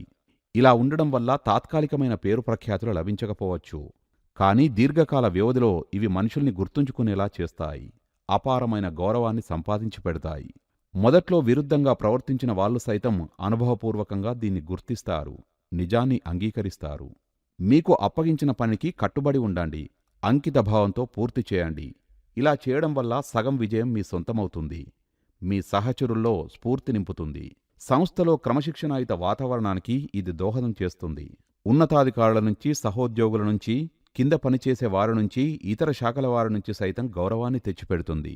సంస్థ సున్నితంగా సాగిపోవాలంటే సహోద్యోగుల మధ్య, వివిధ స్థాయిలకు చెందిన ఉద్యోగుల మధ్య సత్సంబంధాలు ఉండాలి. ప్రతిసారి పేరు ప్రఖ్యాతులు, విజయాలు మీ ఖాతాలో పడకపోవచ్చు.